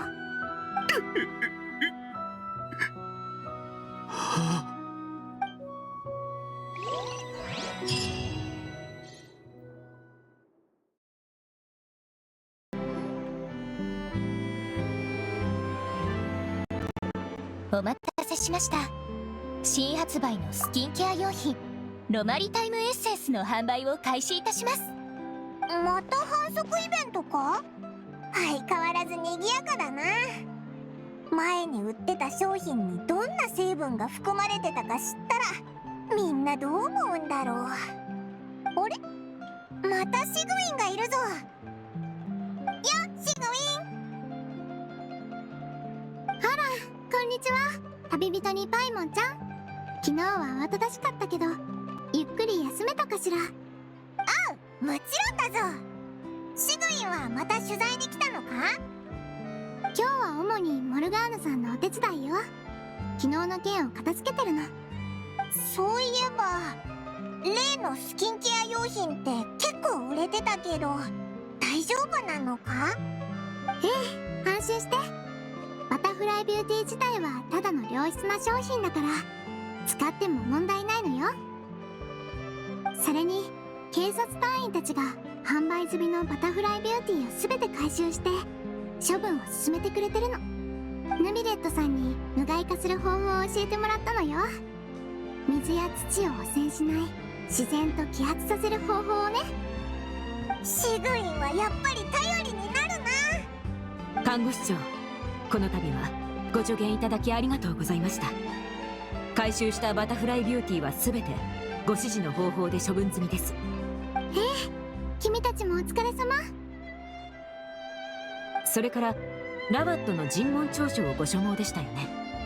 正確にはポトンのですが、こちらにまとめましたのでご確認ください。昨日彼は母を見送った後、精神的な防衛戦が完全に決壊したようです。尋問に対して何の抵抗も見せることなくいろいろと話してくれました。あの薬品は犯罪組織の手伝いでロシを調合していた際に偶然発見したそうです。その後希釈したものをスキンケア用に調整するのを思いついたとのことでした。原料の仕入れ先はあのバシェの組織です。むしろバシェのために犯罪の証拠を大量に処分していたと言うべきでしょうか。この協力関係はあまりに隙がなく、これまでずっと露見しませんでした。バシェの影響って今もまだ残ってるのか？はい。ですがその残党は必ず全員捕まるでしょう。時間の問題です。大洪水の後、仕入れ先を失った彼らはやむを得ず危険を冒しました。一人で歩いている通行人を探して隠し持っていた大海の水をかけたんです。もちろんそれはいずれも失敗に終わっています。多くの通報を受けたことで私たちはようやくこのグループを特定し彼らを摘発できました。なるほど、そうだったんだな。彼の供述によると、ラバットになっていた時は犯罪者たちから距離を置くようにしていたとのことです。しかし私たちにその尻尾をつかまれそうになりました。彼が通報したのは通報者という立場を利用して疑いの目をそらし時間を稼ぐためだったそうです。そしてポトンの顔に戻って母に会いに行く算段だったと。ただポトンという人物が長いこと失踪していたにもかかわらず、こちらが依然として警戒していたのを予想していなかったのでしょう。元の顔で姿を現した途端すぐに逮捕されました。そのため先日メロビレ要塞に収容されていたのです。ポトンに戻ったのは今回が初めてじゃなかったってことか。本当にお母さんに会いたかったんだな。結局あんなことになっちゃったけど。尋問調書に添付された証拠を見るに、ラバットの姿で初めて稼いだお金は全てお母さんの病気のために使ってたみたいね。はい。彼が最初にあの薬を使うと決めたのは私利私欲のためではなく、もう一人の自分で母を救おうとしたからだと思います。ですが彼は行き過ぎました。こうして罪を犯し罰せられることになったのです。ええ、そうね。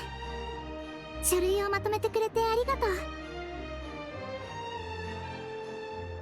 シグウィン、どうしてあいつの尋問調書を見たかったんだ？ポトンさんはうちの患者さんだから、そのカルテを整理したかったの。個人の経歴もカルテに記載すべき重要な一部だって先生が教えてくれたから。患者って。でもあいつがああなったのは悪いことをしたからであって。ええ、そうね。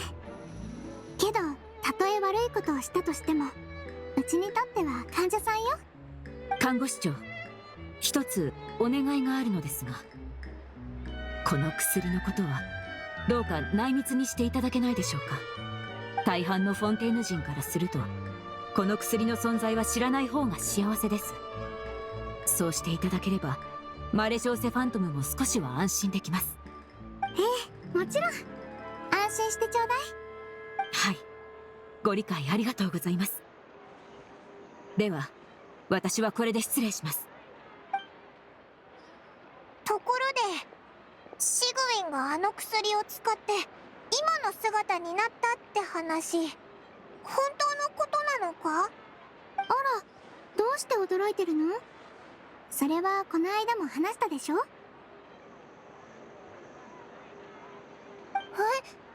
前に教えてくれた魔女ばあさんと魔法の薬って本当に実話だったのか？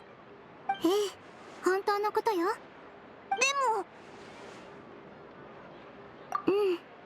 うちも人に言えない秘密を持ってるの。でもこうして一緒にいろいろ経験してきた旅人とパイモンちゃんのことは信頼してるし、君たちになら教えてあげてもいいのよ。ただその前に少し付き合ってくれる？今日はある人を弔う予定だったの。おう、いいぞ。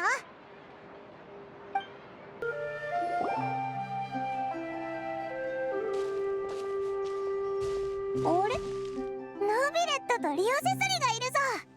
こいつらどうしてここにいるんだ？旅人パイモン、ごきげんよう。息災であっただろうか。最高審判官が重要な用事で出かけるなんて、新聞の一面を飾れるんじゃないか。ほう、人々はこのようなことに興味を示すのか。違うか？なんてったって重要な用事だろ。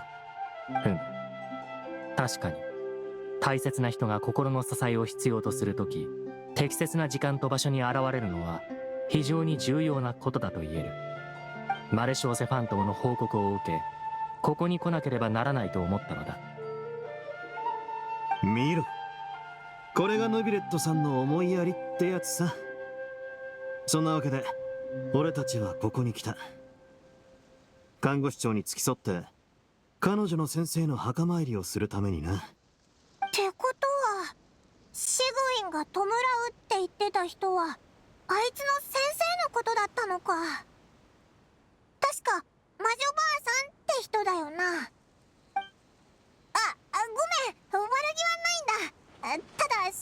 がずっとそう呼んでたから。看護師長にとってそれは気に障る呼び方じゃないはずだ。気にしなくていいだろう。ああ。むしろシグウィンからすれば親しみを込めた呼び方と言える。その医者のことは何度かシグウィンから聞いたが、とても寛大な方のようだ。人間の大半がメルジーヌを差別していた時代、あの方だけがシグウィンの先生になってくれた。ひひヌビレットもリオセスリもやっぱり優しいんだな。職場の後輩への思いやりってやつか。職場の後輩？とんでもない。せいぜいヌビレットさんの後輩っていうのが妥当だな。看護師長は数百年前メロピデ要塞に服役してたんだ。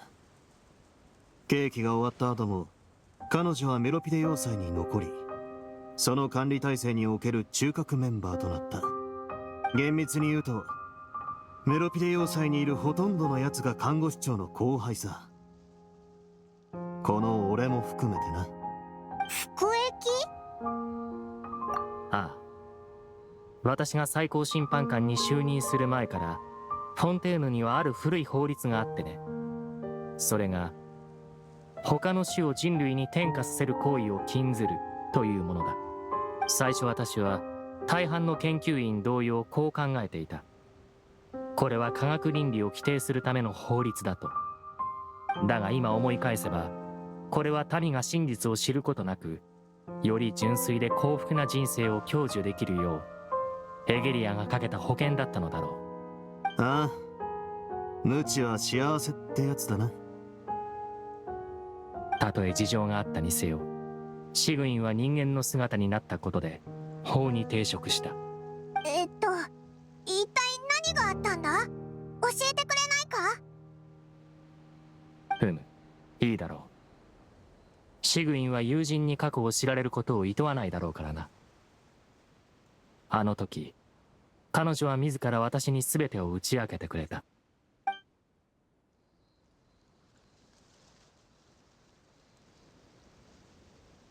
娘の病気がひどいというのに、お主を家に入れなかったのかい？なんて頑固な連中じゃ。人の偏見もわしには治せない病気の一つじゃな。はあ、残念じゃが、わしにはもうそこへ駆けつける余力がない。なんと嘆かわしい魔女じゃ。すべてのフォンテーヌ人を救おうと思っておったのに、今苦しんでいる患者さえも救えぬとは。先生、どうしたのそれ。フォンテーヌにはおそらく誰もがかかってる奇病が存在する。目撃者も証拠もないし、誰も信じてはくれぬじゃろうがな。じゃから自分の体を使って治療法を探すほかなかった。ただ結果は芳しくなく、このありさまじゃ。じゃあまずは先生を治さないと。そしたら先生があの子を治療できるでしょ。いや、自分の状況は分かっておるつもりじゃ。わしの体はお主じゃ治せん。先生、前にも言ったように、医者の最大の責務は治せる病気を治すことじゃ。でもあの人たちはうちのことを全然信じてくれないの。そういえば、あの女の子はシグウィンの初めての患者じゃったな。ならどうしても治してあげたいじゃろ。そのためなら何でもする。たとえ法を犯し罰を受けることになってもか。誰かを傷つけないなら何でもするよ。さすがわしの弟子じゃ。ならもう一度かけてみるとしよう。最後まで治療法を模索してみるから、しばらくここを離れててくれるかい。2時間後にまた来ておくれ。もし奇跡が起これば、わしは全てのフォンテーヌ人を救う方法を見つけられる。そしてこの体も女の子を治せるまで回復するじゃろう。もし奇跡が起こらなかったら、治せない病気がまた一つ増える。その時はどうかわしを探さないでおくれ。シグウィンへ贈り物を残そう。病気の研究中に偶然発見したものじゃ。大したものではないが、少なくともお主の患者を治療するのに役立つじゃろう。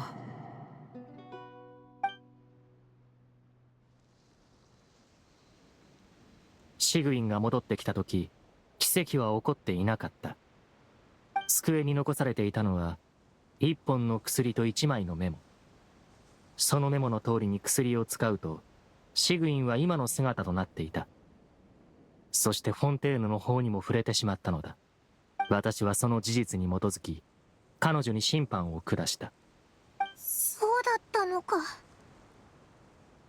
おそらくフォンテーヌ人が解けることが分かり、その真相が明らかになってようやくシグウィンも理解したのだろう。私はその全てを知った時、実に嘆かわしく思った。法の公正さを守ると同時に、その無常さも受け入れなければならないのかと。幸いフォンテーヌの法律によると、隠されていた真実によってシグウィンがさらなる刑を負うことはない。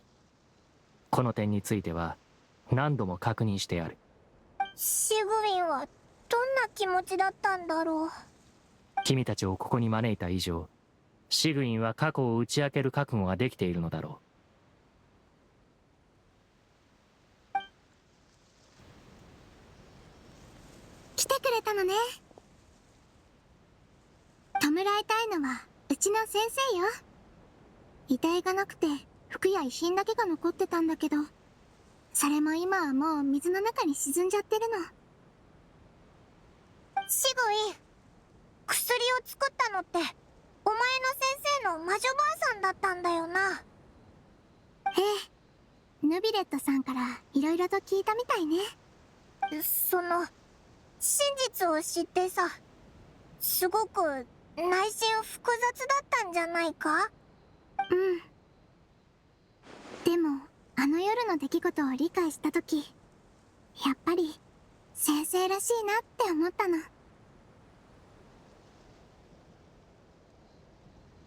自分が犠牲になるのを黙ってたこともか？病気に効く薬であれば嘘をついてでも子供に飲ませる。それが先生なのよ。そっか。でもなんでシグウィンは自首したんだ？法を犯したからには罰を受けるべきよ。先生は自分の選択をしたんだから、うちも自分の選択をしただけ。それはそうなんだろうけどさ。ただポトンがシグウィンを問い詰めてた時、おいら本当に頭にきたんだ。シグウィンがあいつと同じなわけないだろ。ヌビレットから真実を教えてもらってなおさらそう思ったぞ。でも結局シグウィンも同じように有罪判決を受けて監獄に送られた。そう思うとなんだかやるせなくって。パイモンちゃん、その逆よ。もしあの服役経験がなかったら、ポトンさんの質問に動じることなく対応できなかったかもしれないもの。どうしてそう思うんだ？パイモンちゃんも旅人も知りたいみたいね。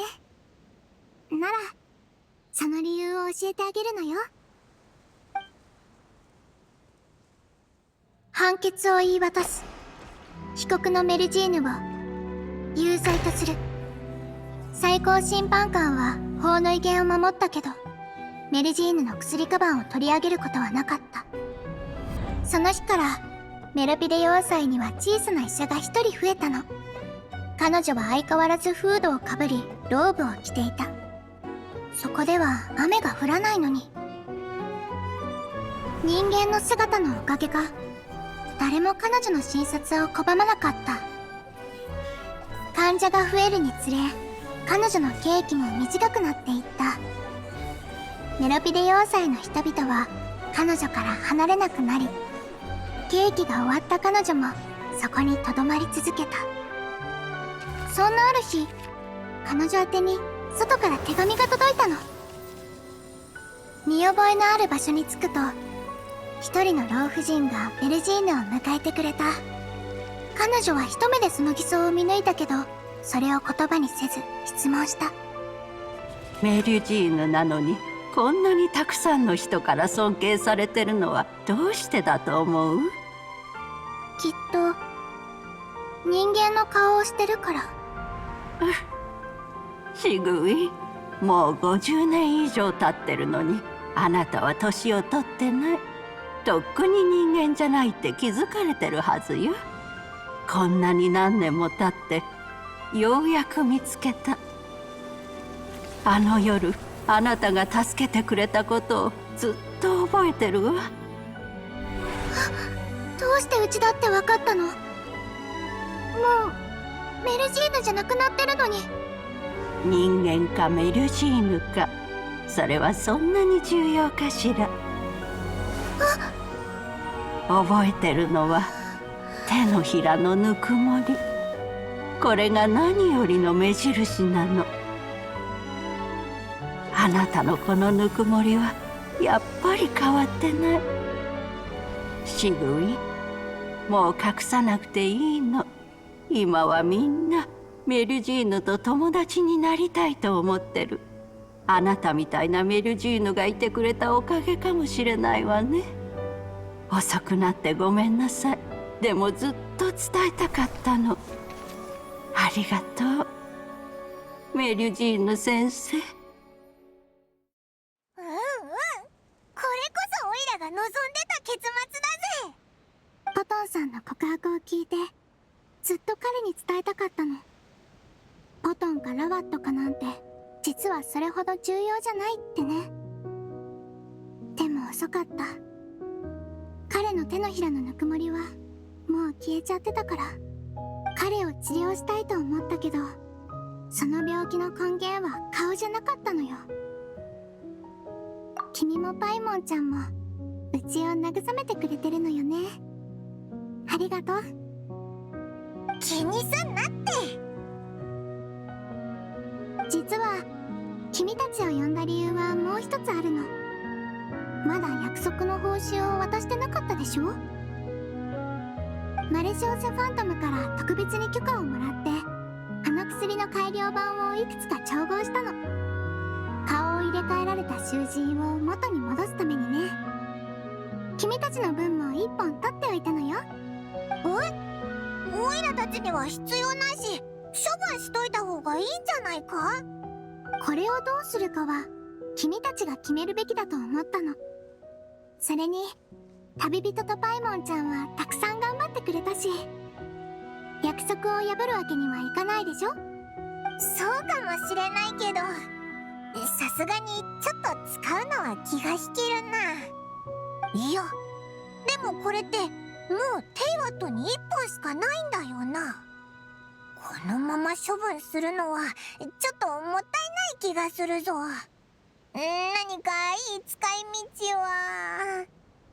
そうだ、メリュジーヌの体質はあの大洪水で変わってないし、まだこの薬の効果をちゃんと受けられるってことだよな。ならシグウィンを元の姿に戻すってのはどうだ？だってメリュジーヌからしたらやっぱり元の姿の方が可愛いだろ？パイモンちゃん、人間かメルジーヌかそんなに重要かしら？それはおいら何言ってんだろう。シグウィンはとっくに答えを出してたってことか。じゃあこれは今すぐ処分しようぜ。任せてちょうだい。